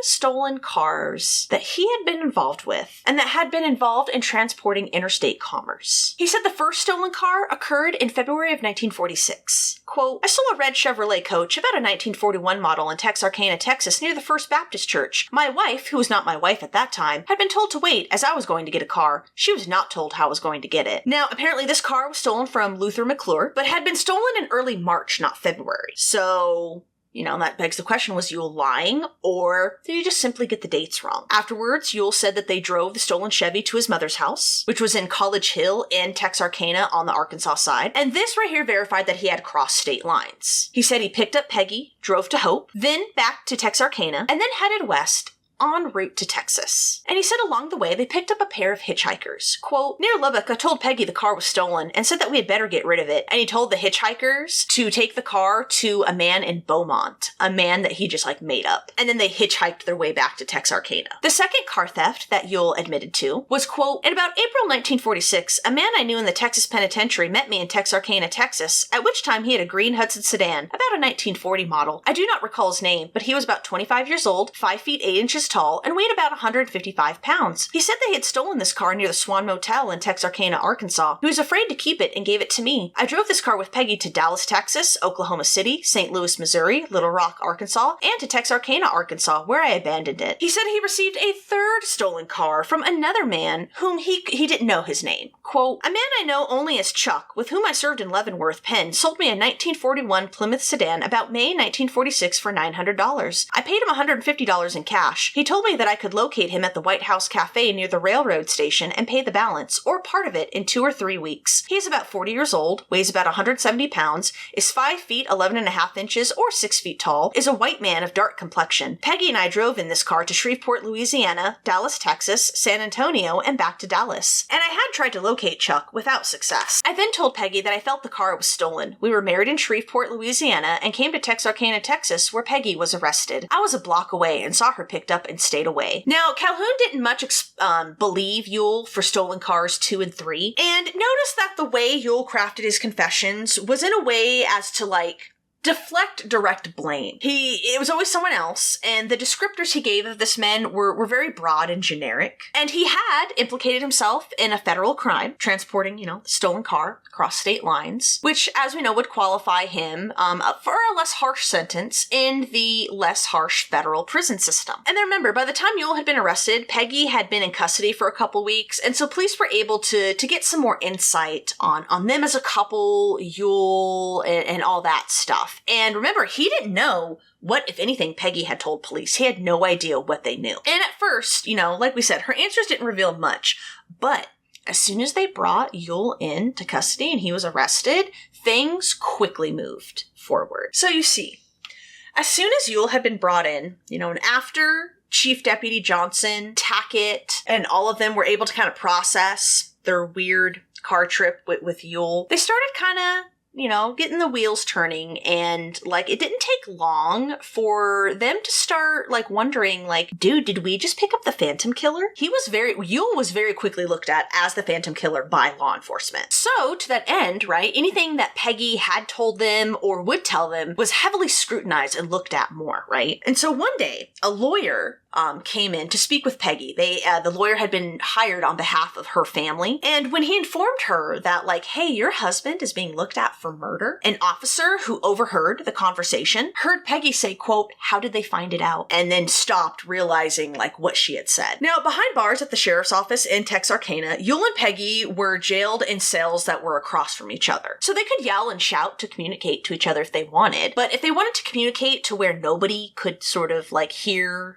what they were saying, they had to do old-fashioned notes, right? And remember, there was also a chance that these notes could be intercepted. So when they did pass notes, they were written in, code. You know what I'm saying? Kind of like one of those things where you kind of, read between the lines. And Ewell and Peggy did attempt to pass several notes to each other, and many of them were intercepted. In one note, Peggy wrote, quote, "I haven't mentioned anything about the watches or ring," and Tackett noted this and added it for future reference. And this note prompted a response from Ewell. So not sure if the police were, intercepting the notes, but, letting them go to their destination or what. But this is what Ewell's response to Peggy's note was. And again, just kind of shows the double talk in which they had to communicate with each other. So he wrote, "Dear Peggy, I never expected to have you write me the things you did. As I told you, they are trying to make you hate me. And Peggy, you know as well as I do that you have not did anything and should not be in jail. And I don't know what has come over you or what you have heard, but whatever it is, it isn't. So as I thought you loved me more than to write me the things that you did, I believe that you will be released soon, and I had hoped you would write me and come to see me. Peggy, don't believe that stuff you've heard about. You can read my statements to the FBI and see for yourself just what I have said. I told them that your statement was correct, and I did not add anything to it. If you told everything you knew and everything we did since February. Now, honey, think this over, and you will see that I am right. Honey, let me hear from you about this, because you know how much I love you and how much you mean to me. Let me hear from you. Honey, everything I said was written down by the FBI, and ask them to let you see the statement. Answer right back. All my love, your husband, Lee." And so, reading between the lines, right, it's very clear that Ewell is very anxious and nervous about what Peggy has divulged to police, what police know or don't know. He also wanted her to get out of jail so she could visit him and they could talk directly. And at the same time, he revealed nothing that could be incriminating. He hadn't given any contradiction of any alibis that he had given them thus far, anything like that. Because remember, he didn't know what they knew. But one thing was very clear, though, that if Peggy told the police what she knew, he would be in very big trouble. That was very clear from the note. I just thought that was interesting, the way he wrote that note and reading in between the lines. Yeah, it's so obvious. Homeboy is sweating balls, man. Now, a few days later, Peggy surprised everyone in law enforcement when she announced, quote, "I'll give a statement." Now,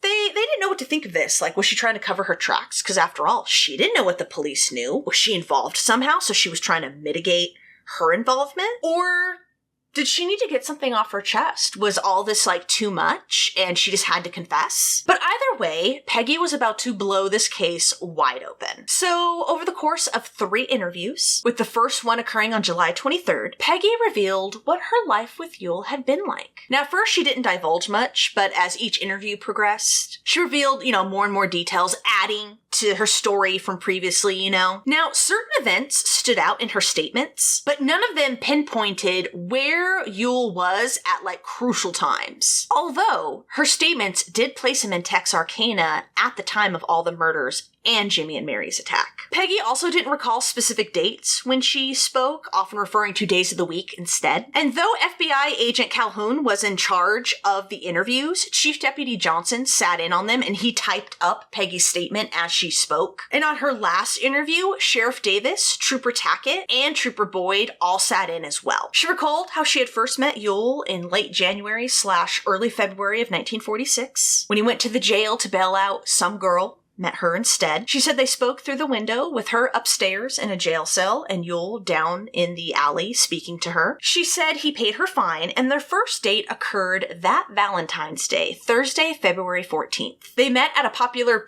beer joint called the Lone Star Sandwich Shop, which was actually located on the Arkansas side, and they spent the evening with a sailor and his girlfriend. The next morning, she said they drove to Yule's sister's house. Yule's sister was Maxine Whetstone, and she lived on Senator Street in Texarkana on the Arkansas side with her husband, Wade Whetstone. And this would be a pattern that they would repeat for months, is going to Maxine and Wade's house. She said the same week of their first date, Yule obtained a job at the Mid-South Supply Company, which was located on the Texas side of Texarkana in downtown. Now, Peggy did not provide Yule with an alibi for the night of February 22nd, Jimmy and Mary's attack, saying that she herself was with Yule's sister. She said on February 26th, Yule took Peggy back to her parents' home, which was located on the Texarkana city limits on the Texas side, which was not at all far from where Jimmy and Mary had been attacked. The following Sunday, she said Yule rented them an apartment on the Texas side, and they remained there for a week until she left him after a, quote, fuss. And apparently Peggy tried to stay away from Yule, but one of her friends, who was just referred to as Dorothy R. in the book,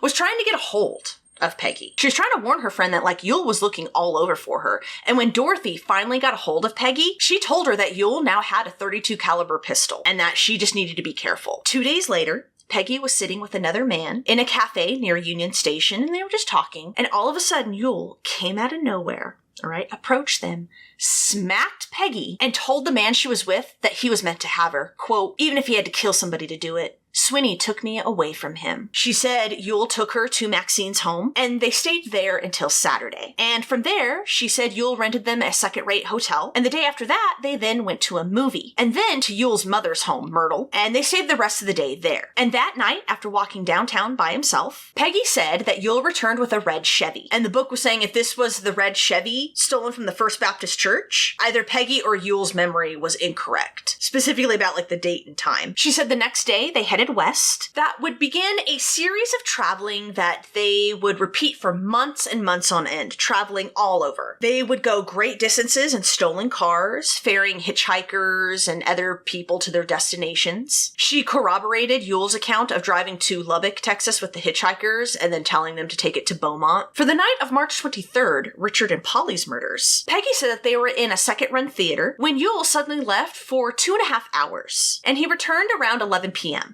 Afterwards, she said they went to Myrtle's home and stayed the night. She said Yule was gone for most of the next day and night, and said that eventually they returned to their hotel room. Peggy said when they were in the hotel room, that's when she said she wanted to go to her mom, and Yule slapped her in the face with a towel, saying, quote, he started telling me about a girl who testified against him and taking her rings. He told me that he had killed the girl for it. And apparently this claim right here was not really followed up by police because they thought that Yule, with this specific remark right here, was just trying to intimidate Peggy. He was 29, she's 21. It's clearly that he's trying to manipulate her and control her and stuff. So they didn't really pursue this particular angle of him killing some girl who testified against him. And she said from this point, they continued their traveling, going to all kinds of cities and states all over the country, dropping people off at their destinations. She said they were always in a stolen car, they were always short on money, and they never stayed too long in the cities. and they would use Texarkana as sort of like their hub. Texarkana and Dallas. They ended up driving for Max Travel Bureau, which was a traveler's exchange program developed during World War II. And she said in between their trips, they would spend like a day or two in Texarkana before they would be out on the road again. And she said when they would go to a movie or into a hotel room, Yule would leave her alone and disappear for hours on end. She said after picking up a painter in Dallas one time, they were en route to Louisiana. Yule abandoned the painter in Longview, Texas, when he stepped inside a liquor store. They then spent about 2 days at Peggy's parents' house. And those about 2 days just happened to coincide with Paul and Betty's murders. And these murders right here, Paul and Betty's, would be the ones that Peggy opened up about the most. She spoke about the evening of April 13th, the night of the murders. She said early in the evening, her and Yule had arrived in Texarkana, coming from Dallas. And after eating dinner at a cafe, they went to a movie at the Joy Theater. She said they left before the movie was over, drove to the Stockman Hotel, which was on the city limits, and there they drank several bottles of beer. And this spot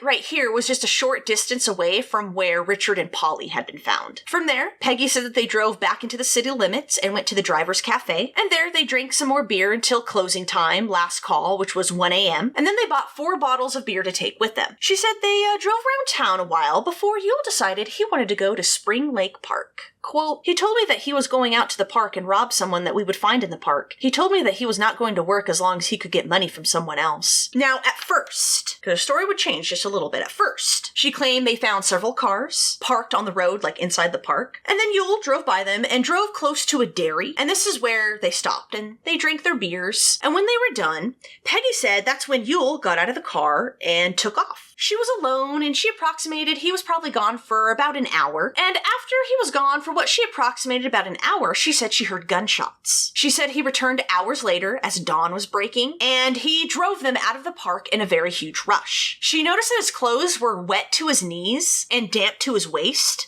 And before they had exited the park, Yule had parked at a parked coupe car and removed a large black case from it and put it in their trunk. Quote, I asked Sweeney what he was doing getting something out of that car. Sweeney replied that a friend told him to come out there and get it. And she said after this, they resumed their traveling, dropping, travelers off some more. One time as far away as New York City. She continued on, quote, sometime during the middle of April, it was only 2 or 3 days after the Booker Martin murder, Lee Sweeney and I were at his sister's on Senator Street. We were in the back room alone. We were discussing the murders in Texarkana. I asked Lee who killed these people. Sweeney told me that it was someone with a brilliant mind, someone with more sense than the cops. He then told me that he had better come to town and get rid of it. I asked him what he was talking about. Sweeney then told me that he had the saxophone that was taken from the Booker Martin murder. He said that a man gave it to him. After this conversation, we came to town and Sweeney carried me to the Joy Theater and left me there. He was gone about 1 or 2 hours. He came back to the theater and got me out. Before I went to the show, Sweeney had only about $2.50. When he got me out of the show, Sweeney had about $22 in all. They eventually went to the little town of Antoine, Arkansas. This is where Peggy's sister lived. And this was Thursday, April 18th. 4 days after Paul and Betty's bodies had been found. The day after Easter Sunday, Peggy said Yule and her brother-in-law, Louis Lamb, who was married to her sister, both applied for work on some road construction that was close to a new dam that was being put in. But in her third and last interview, Peggy added more meat to this story right here, to what we just discussed, and changed the events just a little bit. Quote, we had passed several cars parked along the road in the park. We passed one car, which was a coupe. Sweeney pointed the car out to me and said the people in that car should have some money. This coupe was parked on the gravel road right outside the park, a few hundred yards from the entrance to the park. We drove about 200 yards past this coupe, and Sweeney stopped our car. Sweeney told me that he wanted me to go with him to rob the people. We both got out of the car and walked back toward the coupe that we had spotted. Sweeney had taken a gun from the car seat. This gun had been laying in the seat between us while we were driving toward the park. Sweeney had the gun, which he told me was an automatic, in his hand as we walked back toward the parked coupe. We walked up to the coupe and the couple were in the car talking. We walked up on the driver's side of the car. Sweeney had the gun in his right hand and I was standing on his left side. Sweeney told the couple to get out of the car. The boy in the car asked us what we wanted and who are you to tell me to get out of the car? Sweeney told me to get out of the car or he would show him who he was. The boy got out of the car on our side and the girl got out on the side away from us and walked toward the front of the car to where I was standing. Sweeney told me to search the couple. I did not search them and told Sweeney I was not going to. Sweeney told told the couple that if they did not hand over everything they had, that he would kill them. The boy had his hands up and begging Sweeney not to kill them. The little girl was begging me to make Sweeney stop and not kill them. Sweeney got mad because they would not hand over their stuff and I would not search them. The little girl and I were standing near the front of the car. Sweeney was standing several feet from the side of the car and to my right. The little boy was standing in front of Sweeney about 4 to 6 feet. Sweeney had the gun pointed at the boy. He shot him 2 times and the boy fell to the ground. The little girl and I began to scream. I told Sweeney not to kill him. Sweeney told the boy that he ought to shoot him again. The boy did not say anything that I heard after the shots were fired and he went to the ground. After the boy fell to the ground, shot, Sweeney bent over him and went through his pockets and took his billfold and what money he had. I saw him then put the boy's billfold back into the boy's pocket after he had taken the money out of it. While this was going on, I was holding the girl and she was crying. Sweeney then told Peggy to keep an eye on Betty as he went to get their car, and then when he returned, he told Betty to get into the car with him. Quote, the girl got into the front seat of our car. She got into the car and Sweeney then picked the boy up and put him into the back seat. Sweeney told me to get into the car. I told him that I was not going to get into the car. He told me that he was going to kill me. Sweeney then told me to get into the coupe and be sure not to touch anything so that I would leave fingerprints. Sweeney had a glove on his left hand. It was a brown cotton glove. He held the door of the coupe open for me with the gloved hand. Sweeney then got into the Plymouth car of ours and drove north on the gravel road toward the dairy back of the Spring Lake Park. It was just breaking day when Sweeney drove up beside the coupe with our car headed toward town, the same way the coupe was headed. Sweeney got out of our car and came to the coupe and with his gloved hand opened the door for me to get out. He then looked into the coupe and found a large black leather case in the car. He put this case into our car in the trunk. Sweeney told me that he had tried to get some from the little girl and she would not let him have it and that he killed her. I asked Sweeney what he did with the bodies and he told me that he put them where no one would find them. She said that his clothes were bloody and that he changed in a restroom near the spring house and washed his hands in the spring there. They then drove to a cafe on the Arkansas side of the city and drank coffee. She said they then drove to her parents' house and when they were near it, they parked on a side road that was like in some woods and they slept in their car until that afternoon. And when they woke up, that's when they went to her parents' home. And after they'd been there, her parents left because they needed to go into town to get some stuff. So they walked to the bus stop to catch the bus to go into town. And when they left, Yule was paranoid that they were going to go to the cops. Quote, Sweeney got scared that they were going after the law. And Yule actually followed them and talked to Peggy's father, who assured them that they were not going to the police.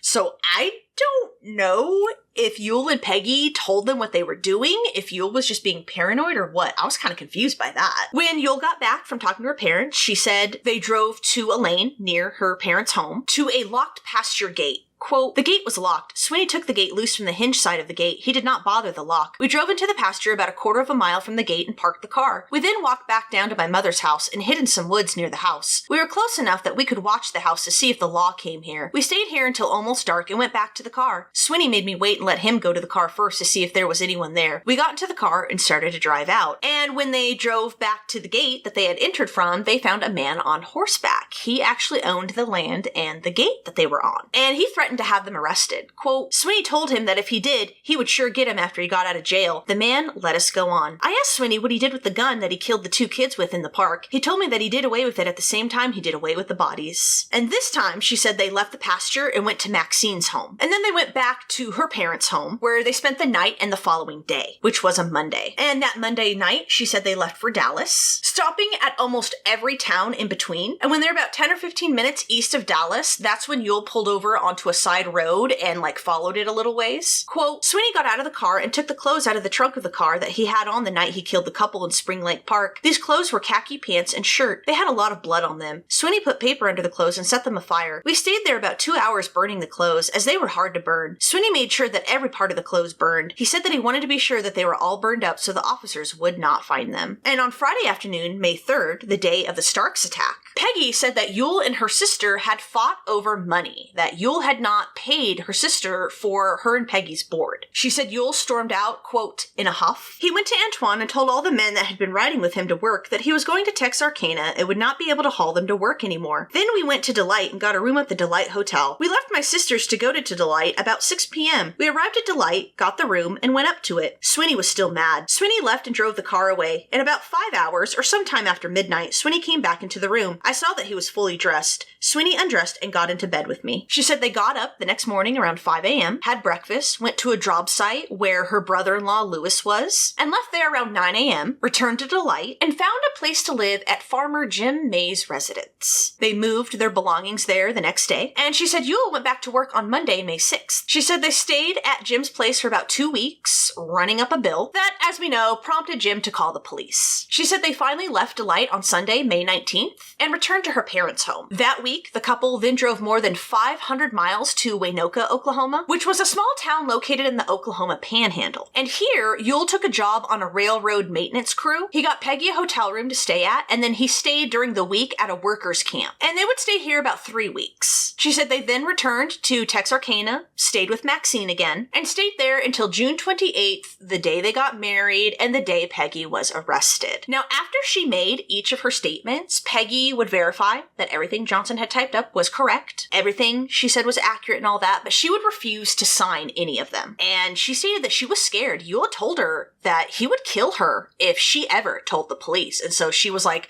I'm not signing any statement because I don't want him to find out I talked to you. And remember, Johnson, who sat in on these interviews and typed it up, saw that she was terribly afraid. Quote, I should have put it into the statement, which I didn't, saying that, like, he wished he would have noted, like, in his official records, like, this chick is petrified. Now, as you can tell from what went over, right, Peggy's statements changed, and she blatantly implicated Yule in Paul and Betty's deaths. But there was, of course, still a lot of questions to be answered, right? For example, she claimed to have seen Paul shot twice, but, you know, as we know, shot 4 times. So, like, she said they were drinking a lot of beer. Was she, like, a little, like, buzzed and was misremembering? Or was she holding something back from them? The sentence about Yule telling Peggy about trying to get some from the little girl went unnoticed, unquestioned by the police. But the book wonders if perhaps Yule had sexually assaulted Betty, just not as like a conventional sexual assaulter would. Remember, we talked about the weird things they found on Betty's body, and that he had just lied to Peggy about it. Now, the day after her third and final incriminating statement, Sheriff Davis did drive Peggy to Dallas to see if she could locate this place where Yule had burned these clothes. But they never found any spot that had any indications of a burn, and they went to like several locations, and they couldn't find any evidence that like a burn had happened there. And so this led to some of the police wondering if like maybe her memory was just kind of a little fuzzy, or if she wasn't outright lying. Dallas detective Will Fritz interviewed Peggy, and he felt that she was lying. And right after this, Peggy admitted that, oh yeah, Yule never burned any clothes. I made that part up.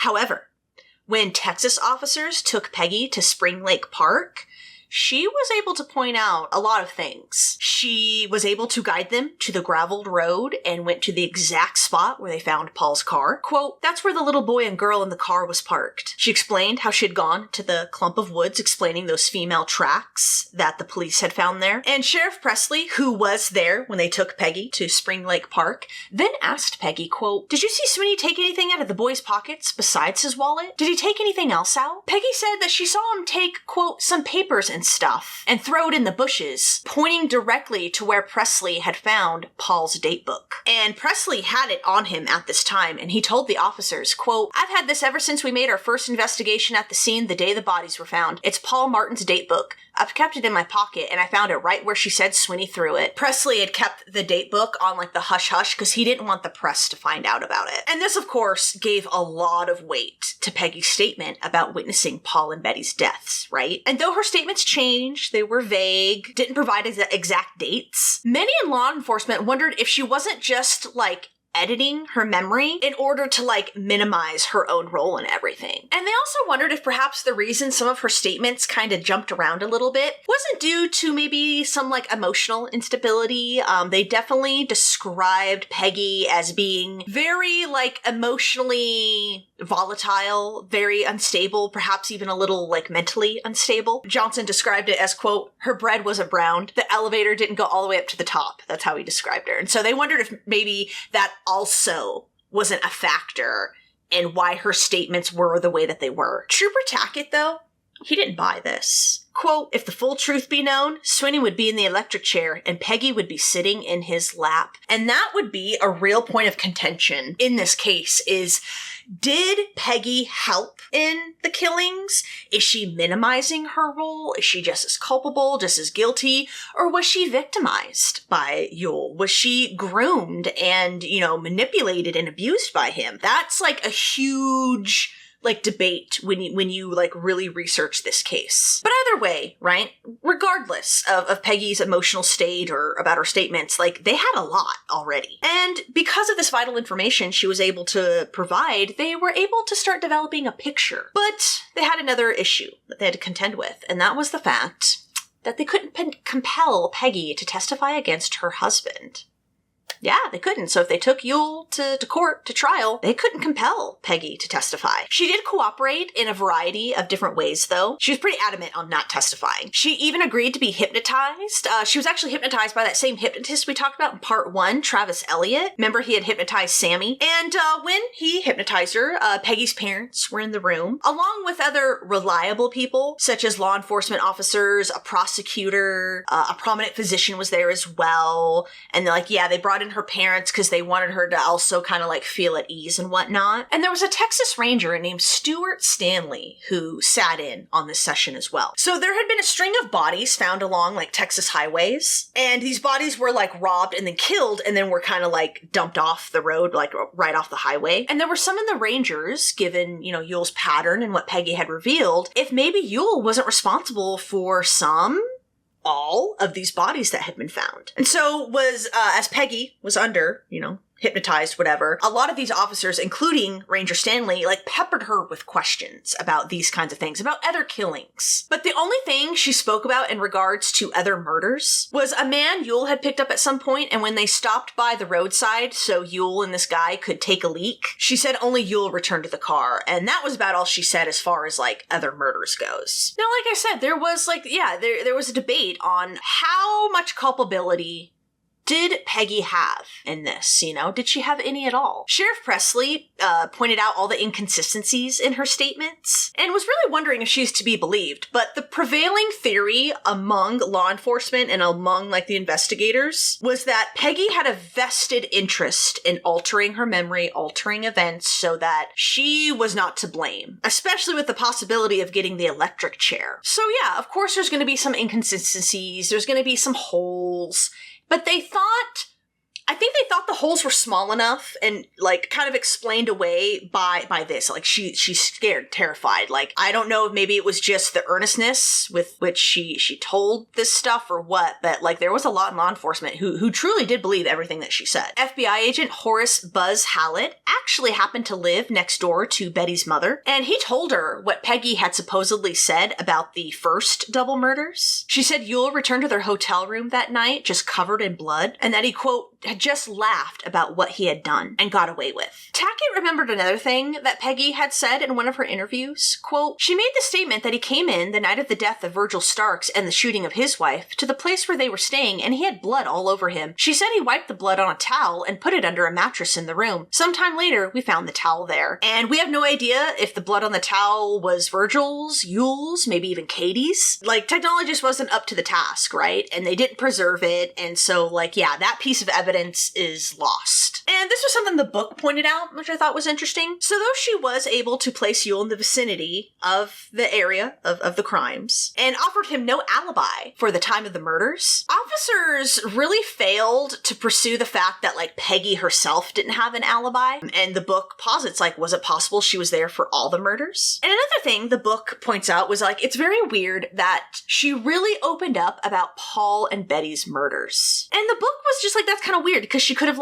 stayed silent or minimal on those, but she decided to really open up on those ones specifically. And the book wonders if perhaps Paul and Betty's deaths were kind of too much for Peggy to handle. They were teenagers. She referred to them as the little girl and the little boy when she recounted her story. And there are some who wonder if maybe Paul and Betty's attack is what prompted her to start cooperating. Maybe she just couldn't take it anymore. Betty's mother later said that an officer, she couldn't remember if it was the FBI agent Hallett or Gonzalez or who, but she said someone with the investigation told her about Peggy's reaction that night. Quote, she said that she held Betty Jo while he killed Paul, and she said that she felt so sorry for Betty Jo, but if she hadn't been scared to death of the man, she would have let her go. Johnson himself was wondering if perhaps Yule didn't manipulate and groom Peggy as a way to lure in victims. And playing into that theory right there, Tackett made a claim that has not been corroborated by any other source, just Tackett himself. And he claimed that Peggy had a venereal disease, whereas Yule did not. And he thought this indicated the couple had no sexual contact, which plays into Johnson's theory that Peggy was really just bait to Yule. Tackett also began digging into Yule's past and compared his list of stolen vehicles, starting with the stolen car that got Yule and Peggy busted in the first place, which was Wayne O'Donnell's car, remember? It had been reported stolen March 24th between 7 and 9 p.m. in front of Michael Meagher Hospital, the night after Richard and Polly's bodies had been found. And if Yule was indeed the killer, it would make sense he would want to replace the car, just in case it had been spotted by someone, right? Like, it would make sense that, committed murder, you'd want to switch out cars. And Tackett speculated, quote, the fact that the Booker girl was a close friend of the O'Donnells and knew their car well enough to have recognized it in any situation, this girl may have recognized this car, and that could have been the reason for the killing, positing that, so he stole that car after killing Richard and Polly, and then was probably still using that car when he came across Paul and Betty, and if Betty knew the guy who owned that car was like a family friend, she may have been able to spot it. There was a pair of shoes of Yule's that his family did turn in to the police. They had belonged to him. They had been put away while they were damp and they had mildewed and disintegrated and got all icky. And since the plaster cast that we talked about earlier with the footprints at the Starks crime scene, they weren't perfect. Remember? So they couldn't even use the shoe that they got with the plaster cast they had because it wasn't good enough to do a comparison. But Tackett felt that this was significant, and he felt the fact that obviously the shoes had been soaking wet at one point in time was very significant. Maybe they were wet due to being washed, or perhaps walking through a creek to get mud and blood off them. And working with this theory, Tackett collected more circumstantial evidence against Yule as well. Carl Chafin, which was Yule's stepfather, told police that Yule and Peggy had been at his house located on College Hill on Friday, March 8th, staying until the following Tuesday, March 12th. During that time, Carl said that his .38 caliber pearl-handled pistol went missing, and he suspected Yule of stealing it. Oh, excuse me, it wasn't a pistol, it was a revolver. A pearl-handled Smith & Wesson revolver. And apparently Yule did admit to stealing his stepfather's gun, but he claimed to have pawned it at a New York City pawn shop for $20. Maxine said that while she was looking through her home after Yule and Peggy had stayed with them in May,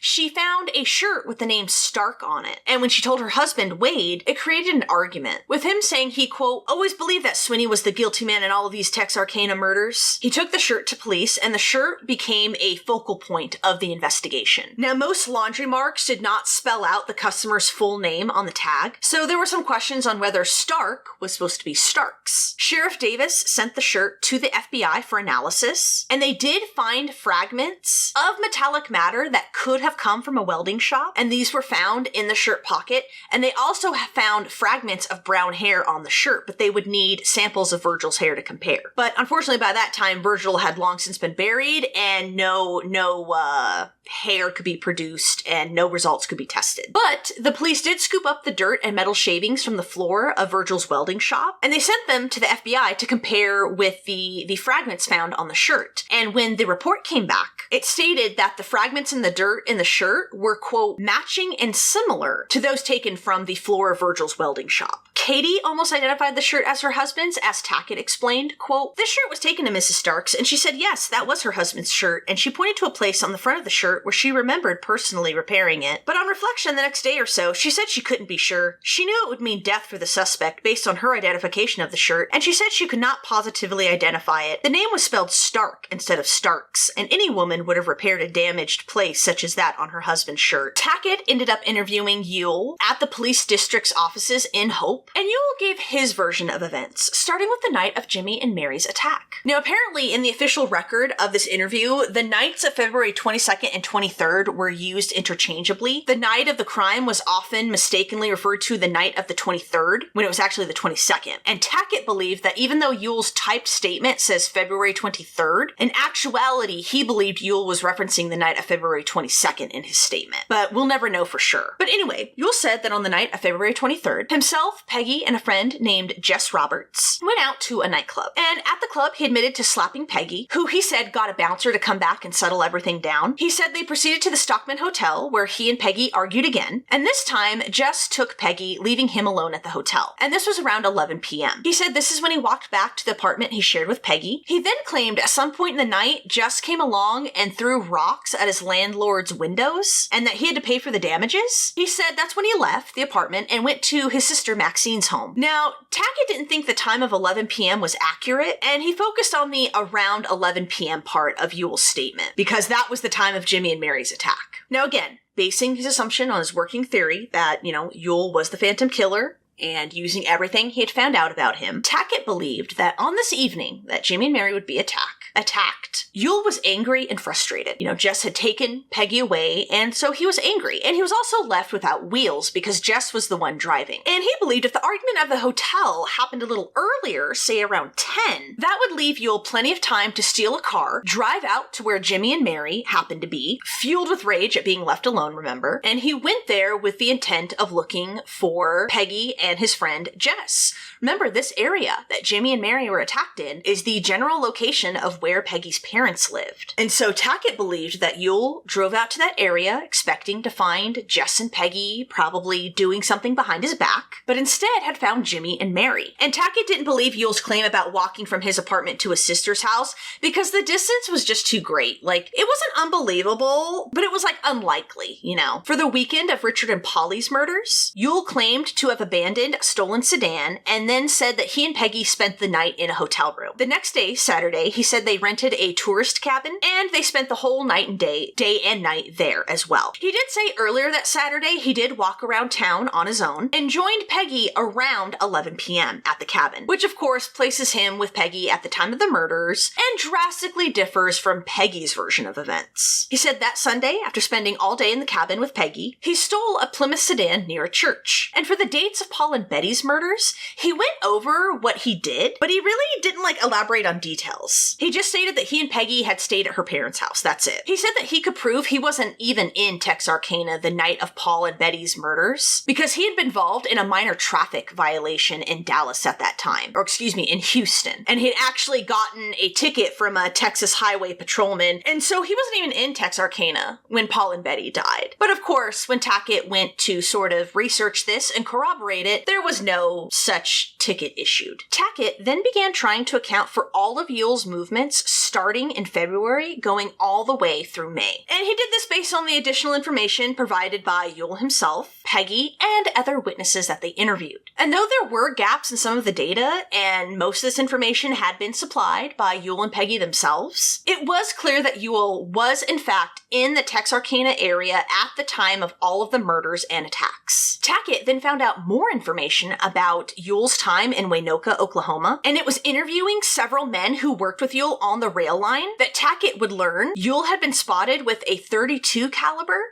and a .22 caliber gun. The police got a tip that Ewell had sold the .22 caliber weapon to a man named Harry Woods, who also went by the name Harry Lawton. They found another rail worker named Albert Calloway, who claimed to have seen Harry in possession of either a .32 or .38 caliber gun that he thought was a Colt. And he said that Harry told him he had got the gun from Ewell. Another rail worker named Jim Snap said that he saw Ewell with a .22 pistol and that he was actually trying to sell it. But unfortunately, police were never able to track down Harry or either of the guns that Yule allegedly had. And it said one of the reasons it was hard to track down any of this was like rail workers were usually, had high turnover. They usually jumped around from place to place, they drifted a lot, and it was just harder to keep track of them. But it certainly did add more circumstantial evidence to the pile, right? So Tackett then compiled his list with the dates of the murders and Yule's whereabouts on each date. At the time of Jimmy and Mary's attack,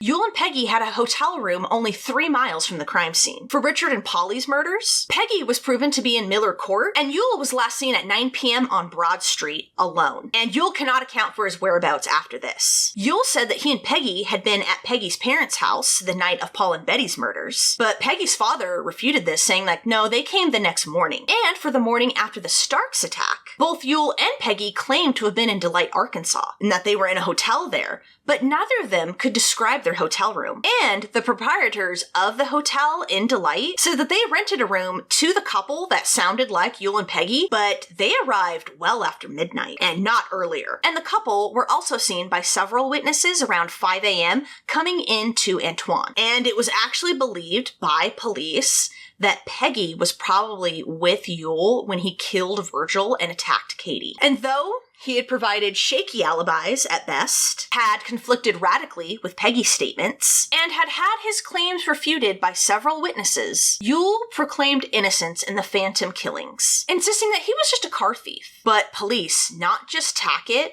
were convinced after all of their legwork that Yule Swinney was the Phantom killer. But time was running out to charge him, though. They had the car thefts, right, that they could charge him with, that he admitted to, but that would net him, 5-10 years, if that? Going by his track record, he would probably serve not even a quarter of that. And they knew Peggy wouldn't testify against her husband. So the time was running out for them to really get this guy, because the main goal for them was to keep Yule Swinney off the street for the rest of his life. Now, public news of Yule's arrest, the suspicions that he was the Phantom, him being held for murder, everything that we just talked about, guys, was not publicly reported. Residents were unaware who Yule Swinney was, that he was being held for murder, that he was being looked at as the Phantom Killer. They had no clue. And it was said not only did law enforcement want to keep this on the hush-hush because they didn't want to jeopardize any court case they might have. It is said Sheriff Davis was really afraid that if word got out that they were holding someone that really looked like to be the Phantom Killer, out of everyone they had held so far, this guy looked to be it. He was scared that a lynch mob would come down to the sheriff's offices and they wouldn't be able to control it. Lynchings were not a stranger in Texarkana, and he was really scared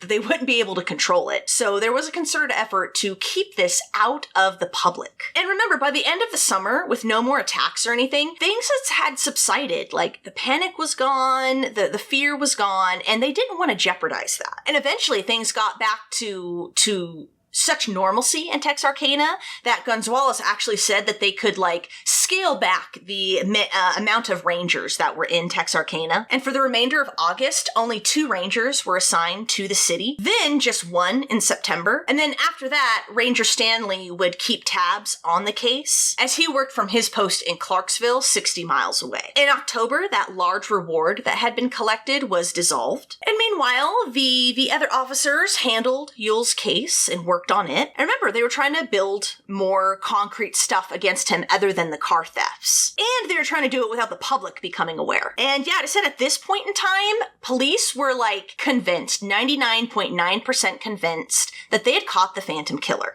Many officers pointed to the fact that no more killings had occurred since Yule had been arrested as proof. And though they had not recovered either murder weapon, they believed that Peggy could be the key to putting Yule away for a long time. She was referred to as their wild card. Because if nothing else, her statements could put him away, at least for Paul and Betty's murders, And then ballistics would then match the bullets to their murders to Richard and Polly's, right? And then it's if you're saying he killed Paul and Betty, he must have killed Richard and Polly, and on, right? But when it came to the Starks case in particular, they did have a problem with their wild card Peggy. Remember, police believed Peggy had been present at the Starks murder. Remember, the hotel proprietors in Delight had shredded her alibi, saying her and Yule didn't get there until well past midnight. Authorities then again looked at the amount of cigarette butts they found in that spot where the car was, and they were yeah, it indicated that there's more than one person here. So Could it have been Peggy smoking the cigarettes, waiting for Yule in the car? And then police suddenly had added pressure to really work their case against Yule and keep him behind bars indefinitely when Yule's absentee father, Stanley, suddenly tried to start a vigorous campaign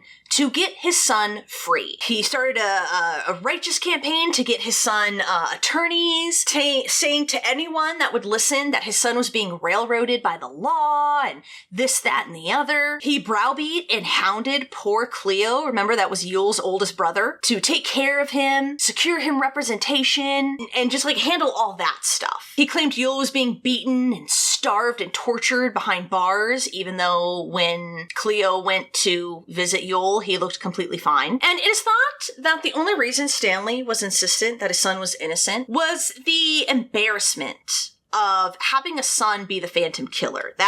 That's what many in law enforcement believe Stanley's main motivation was. Because, his immediate family knew that he was being held for murder and they were trying to pin these murders on him. And it is thought that is the only reason Stanley gave a crap. And as all of that was going on and being worked out, a huge break in the Phantom case occurred on the morning of Thursday, October 24th. A man named P.V. Ward was repairing some barbed wire fence, and this was in a marshy area that bordered a road called Morris Lane, north of Texarkana. And as he was working, he saw what looked to be an old, battered, discarded suitcase, almost completely buried under a pile of dead leaves and brush. But upon closer look, Ward realized this wasn't a suitcase. It was a musical case for a saxophone. He told his companion to summon the police, and Chief Reynolds, Deputy Sheriff Zeke Hensley, and 2 other officers arrived on scene. The leather lining and the wooden framework had actually crumbled and deteriorated around the case. It was actually falling off as they lifted the case to put it in a bucket. Sheet music was still inside, with one particular piece, the Song of the Navy, protected in a plastic covering. It is thought that was the last song Betty performed at the dance. The emblem of Betty's high school was emblazoned on the folder, and it was clear that this was Betty's. Her saxophone was, of course, inside. It was tarnished. In this case, her saxophone was found just 140 steps from where Betty's body was. And it was thought that the reason the case wasn't found in the spring when Betty was found was just because of all the the grass and the flowers and all the spring brush covering it. But as fall came around, that started to deteriorate and showed the case more. But unfortunately, no fingerprints were found on the case or the saxophone. And so around the same time after they found the saxophone, Cleo managed to secure legal representation for his brother. Paul J. McDonald and Ted Goldman were hired for on-site legal counseling, and Claude E. Love became available from El Dorado, Arkansas. Yule and Stanley were insistent on his representation specifically, don't know why. And attorney J. F. McVeigh monitored and directed the legal proceedings from Missouri, where Yule's father now lived. And the defense strategy started to take shape. They were going to try and plead insanity as a way to get a lesser sentence for Yule, right? Get him out of the electric chair. Attorneys told Cleo to hunt down and find anyone on his mother's side of the family that had mental issues or any type of issues that could aid in that defense. Tried to get him to recall, and others to recall, any incidents where Yule hurt his head as a child and maybe suffered some head trauma. They were also going to try to say that he was injured or abused in the reformatory schools and had injured his head. And basically, they were just trying to use and try and find anything that would add to this insanity defense that they were going to mount. Stanley told Cleo to look on their mother's side because his side of the family didn't have anything like that. We have no mental illnesses. We're perfect on our side of the family. It must be on your mother's side of the family.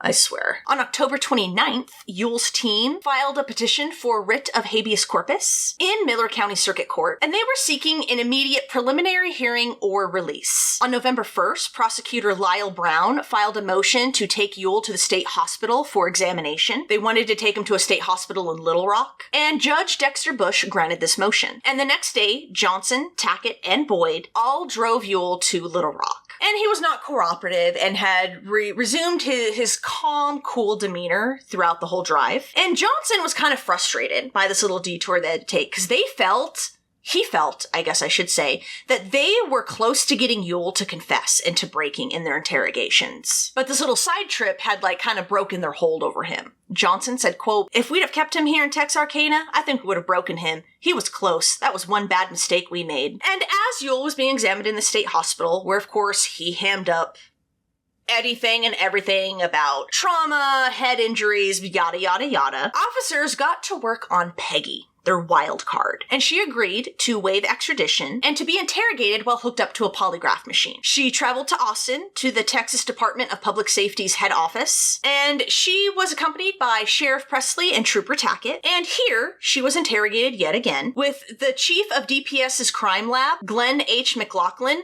conducting the interview and looking over the polygraph machine as she was being interviewed. Now, her session resulted in 2 sessions. One was a regular Q&A interrogation, and the second was a more narrative one, similar to her typed up statements. And after getting some base questions and ratings, McLaughlin then asked for Peggy to recount her whereabouts for April 13th. And this is when she would alter her story yet again. On April 13th, 1946, Yul Swinney and I left Dallas about noon and drove to Texarkana, Texas. We were driving a Plymouth sedan. I think it was a 1941 model. We got to Texarkana about 6:30 p.m. and went to a show. We went to the Joy Theater. We got out of the show about 8:30. When we went to the show, Swinney left me for about 30 minutes. When we came out of the show, we went out and drank some beer until the cafes were closed, and then we fooled around town, and about 3:30 in the morning, Swinney took a notion he wanted to go out to Spring Lake Park and rob somebody. We drove out to the park and drove around until we saw where a car was parked. There was a couple in this car. Swinney and I got out of our car, and Swinney told the couple to give him what they had. Swinney made me get in the car, and I got in the back of the car with the little girl. Swinney got in the front of the car with the little boy. I think the car was a coupe, but it had some sort of a seat in the back. When I got in the car, I moved the saxophone case off of the seat so that both the little girl and I could sit down back there. Swinney drove the car, which was the couple's car, around to the place north of the park. He stopped the car, and we all got out of the car. Swinney shot the little boy. He took the billfold out of the little boy's pocket. I think he took it out of his left hip pocket. He took some money out of the billfold and put the billfold back in the little boy's right hip pocket. We then got back in the car, Swinney, the little girl, and I. We drove down the road and turned around, and when we got back to where the little boy was shot, we saw that the little boy had gotten up and had gone across the road and was now on the left-hand side of the road, and Swinney got out and shot the little boy 2 more times. Swinney then drove on up by the park and stopped the car. He made me stay in the car, and he and the little girl got out and walked down the road in front of the car. I don't know how long they were gone, but it seemed like about 30 minutes. They came back in our car. Swinney got out and took the saxophone from the couple's car and put it in our car. Swinney then drove on around past where the little boy was shot on down to the Summer Hill Road and then on around to Morris Lane. He stopped the car there and made me get out of the car. I walked down the road in front of the car. I heard the little girl begging Swinney not to do something. Swinney got out of the car with the little girl and they went across the fence on the right-hand side. I started back to the car, and when I got back to the car, I heard Swinney shoot 2 times. Swinney came back and got in the car. I got in the car. We drove away and turned around, then drove back to Morris Lane, and Swinney stopped the car and threw away the saxophone case. He got out of the car and threw the saxophone on the right-hand side of the road. He threw it over the fence. I think there were some bushes there. Swinney took the saxophone because he was going to pawn it. Then he decided it was too hot. We drove on down to the Summer Hill Road, turned right, and went on to a restaurant and got something to eat. We then drove out on the Hope Highway on the Arkansas side and turned off on an off-road and spent the day out in the country on an off-road. About dark, we came back in and went to Swinney's sister's house in Texarkana. I don't know the exact address. We spent the night at Swinney's sister's house and left the next morning. The gun that Swinney used was a black automatic, a .32. After we got in Swinney's sister's house, I saw Swinney put the gun in his coat pocket and hang the coat up in the back room. I saw Swinney shoot the little boy 2 times on one side of the road and 2 times on the other side of the road. I didn't see him shoot the little girl, but he and the little girl went across the fence together, and I heard Swinney shoot 2 times, and then Swinney came back to the car alone. Her recollection of the disposal of the saxophone really added a lot of weight to Peggy's statement. It meshed exactly with how and where it was found. And her statement that they drove out on the Hope Highway, the same highway that the Starks farm was off of, obviously differs from her earlier statements that they had gone to her parents' house that day, right? And at the end of the session, Peggy attested to the truth and accuracy of her statements, and for the first time, signed a formal statement. She wrote, quote, "Swinney told me if I ever said anything about it, he would kill me." She first wrote about this, then crossed it out and put it. She also capitalized the H in he, and ended her statement with a comma instead of a period, leading some to wonder if perhaps she was going to add more to her statement. But she never did, and under this sentence, she signed her name. Now, in the end, McLaughlin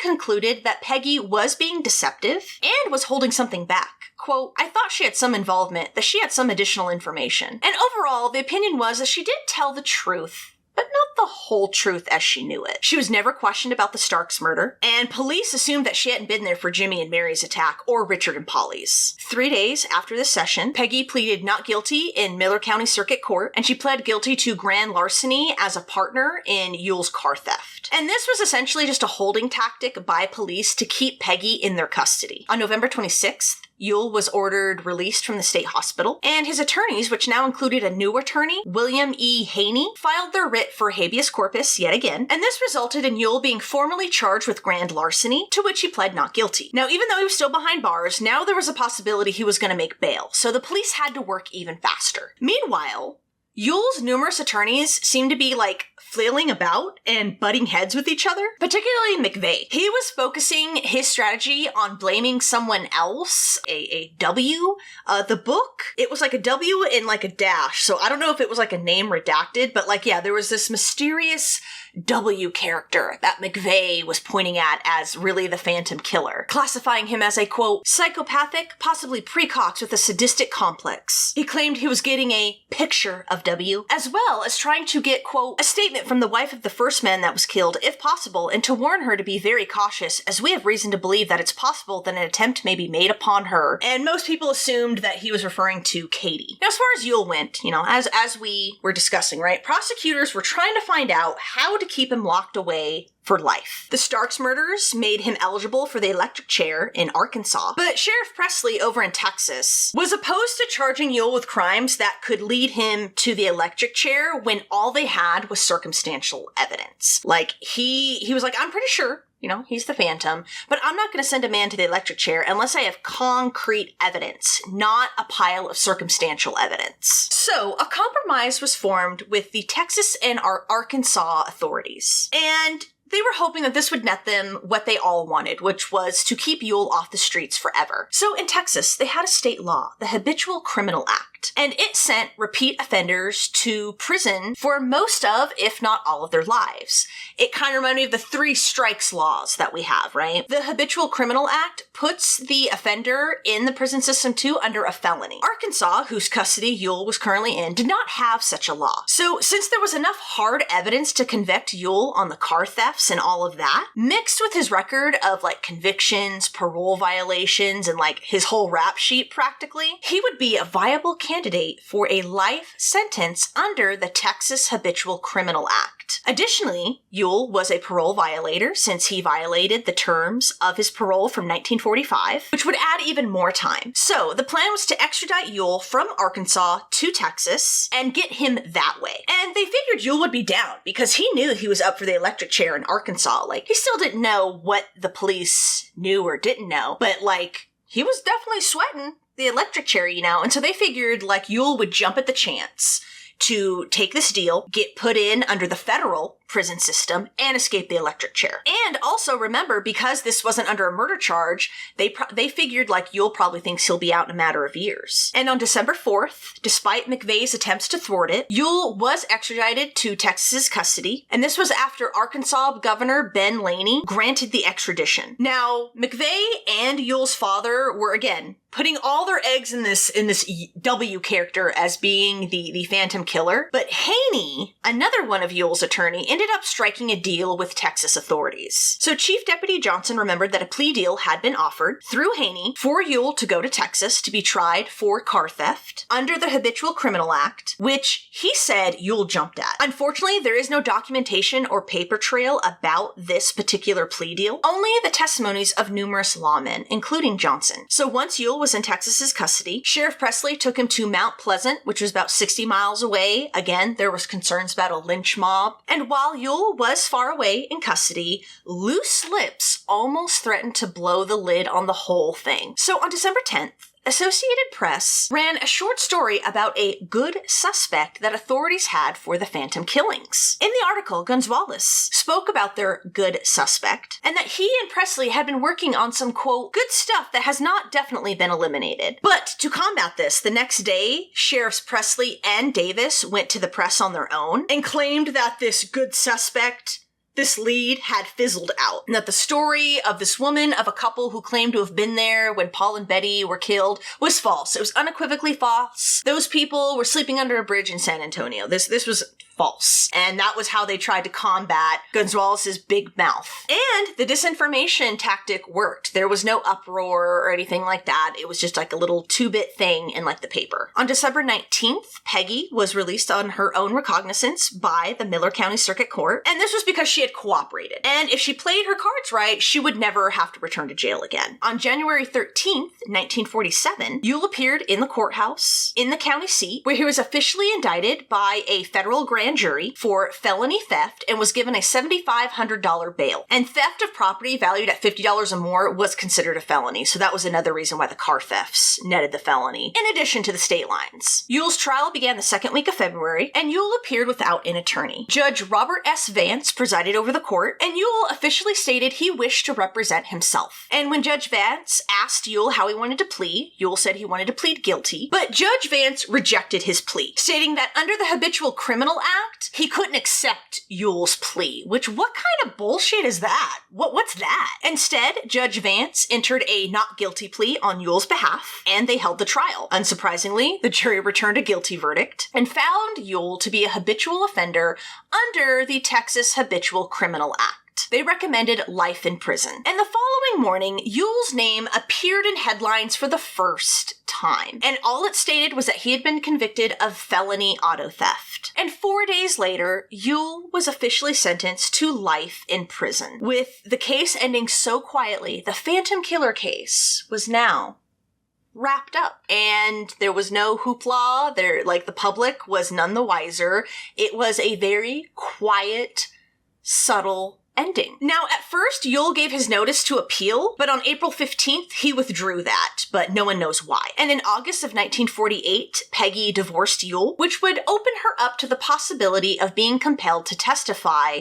should the need ever arise. And so, Ewell Swinney, the presumed Phantom Killer of Texarkana, was now locked up for life. Now, Betty's mother was well aware of who Ewell was, that he was suspected of being the Phantom Killer. She knew all that. Remember, she had an FBI agent as her neighbor, so of course she knew all this, right? But what's fucked up, though, is Inez Martin, Paul's mother, she didn't know anything about any of this. All she knew was that her son's murder was still going on unsolved. And in 1949, 3 years after his death, she wrote Homer Garrison Jr., who was the director of the Texas DPS, and she was begging for help in solving Paul's murder. She said she had lost faith in, quote, the Rangers and the police. And I just thought that was so fucked that, because Betty's mom just happens to know the right people, happens to be privileged in that regard, she gets to know that there's some asshole who they're pretty sure killed her daughter, but he's locked up for life. Whereas Paul's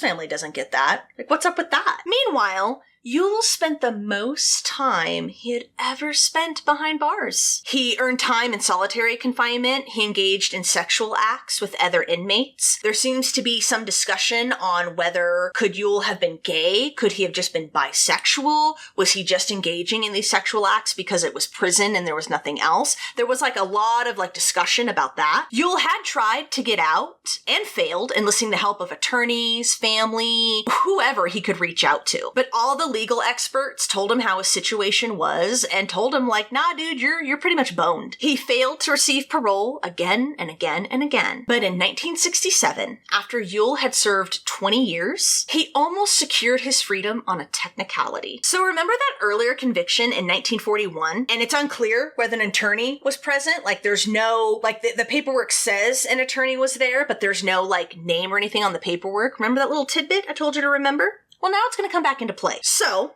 what do you think Ewell tried to do? He tried to say that he didn't have an attorney present at that point, and that this made the conviction null and void. Thus, he wasn't eligible for the Habitual Criminal Act. Thus, he should be released after serving 20 years for a car theft. But after Judge Stuart E. Nunn read the official court record of the event in question, he ruled in 1971 that Ewell did have representation. Thus, all of his convictions stood. And the documentation in question officially reads this, quote, on this day, the state appeared by her attorney, Dick Huey, and the defendant appeared in proper person and by his attorney, whereupon the court sentenced the defendant to 3 years in the state penitentiary. The fact that it just said by his attorney and not an attorney's name name was the big question mark. Now, in that same year, 1971, the author of the book I read, James Presley, published a series of articles talking about the Phantom Killer cases. And apparently this seemed to make some people uncomfortable. He said one time his wife picked up the phone at their home, and on the other line was a woman who forcibly told her that no more information should be brought up about the Phantom Killer case. A few days later, at Sheriff Presley's home, which just happens to be the author's uncle, a man who turned out to be Peggy's little brother appeared on Sheriff Presley's doorstep. He was very clearly anxious and concerned. He told Presley that his family was scared to death that Yule was going to get out of prison. They didn't know what he was going to do, and they all believed, and had all believed for quite some time, that Yule was the Phantom Killer. He said one day during the height of the Phantom fear, Yule and Peggy had stopped by the house, and her family was panicked, right, and had stuff on the windows and stuff. And I guess Peggy told her family, quote, "If you knew what I know, you wouldn't be scared like this." And like after that, everyone in the family was like, "What the fuck? Oh my god, I think he's like the Phantom Killer." Yeah, her own family believed that he was the Phantom Killer and had believed it for quite some time. In 1972, Yule tried to appeal once again. He applied for an application for a writ of habeas corpus, thinking that his chances would fare better if he could get a hearing, which he hadn't gotten with Judge Nunn. And he now claimed that he hadn't had an attorney in his 1947 trial. So by this point in time, the right to counsel had been enshrined as a constitutional right, all right? So when, Yule made this claim and filed this, it was taken a little more seriously this time. And Judge Nunn did schedule a hearing. The judge also appointed a young attorney named Jack Carter to represent Yule. And he claimed Judge Nunn told him, quote, "Jack, I'm going to appoint you to represent the Phantom Killer in order for us to have a hearing." Now, Carter was too young to have lived through the Phantom Killer craze. He wasn't from Texarkana, so he didn't really know anything about that. And he didn't really get what Nunn was referencing, but whatever, he got to working on the case. And he noticed how every time Yule had come up for parole in the last 20 years, everyone involved, the prosecutors, the judges, the investigators, they all came and said that he shouldn't get parole. And that was really weird to Carter. And then picking at this thread, all right? Picking at this thread, that is when Carter stumbled upon the belief that Yule Sweeney was the Phantom Killer. At the hearing that was held in September of 1972, Carter called that FBI agent Hallett, who was actually one of the last surviving law enforcement officials involved in the case that was still alive, to the stand, who testified to everything that we talked about and discussed. He also testified how he had been in the courtroom when Judge Vance had rejected Yule's guilty plea and said that he had to plead not guilty and go to trial. There was a testimony of one of the members of the parole board that Carter wanted to bring into evidence, and him and Judge Nunn kind of had a heated back and forth because Judge Nunn was saying those were supposed to be confidential. But Judge Nunn did tell Carter that he, the prosecutors, and all the officers involved in the case all vehemently protested Yule's release. Carter put Yule on the stand, who denied everything, denied being guilty of any charges, that he didn't know what his charges in Miller County had even been, said he hadn't agreed to be extradited to Texas, hadn't agreed to be tried as a habitual offender, hadn't had an attorney in any of the court proceedings or interrogations, wasn't told of his rights to an attorney by Judge Vance, and evaded specific questions that Carter asked him on stand. He just denied. He also told a completely different version of events that Agent Hallett had testified to, and overall, he was just very pathetic on stand. He wasn't a very good liar. The last witness was former Chief Deputy Johnson, again, one of the last remaining law enforcement officials involved in the case that was still alive. And he testified that everything had been on the up and up, and that Yule had agreed to be extradited to Texas. In the end, in February of 1973, Judge Nunn denied Yule's petition, and Carter filed an appeal 10 days later. And then, in late September of that same year, the Court of Criminal Appeals found that Yule had not been represented by an attorney. And this was in regards to his 1941 conviction, which, as we stated, took away the habitual offender aspect of the case. Quote, "This decision is not hastily reached. The question is obviously a close one. However, we feel that petitioner has sufficiently sustained his burden in attacking the 1941 conviction. Furthermore, the sentence that he was convicted of for the 1947 thing only had a 10-year maximum, which he had more than served. Quote, he has clearly served in excess of this maximum. Therefore, his immediate release from the Texas Department of Corrections is in order. The writ is granted and petitioner's release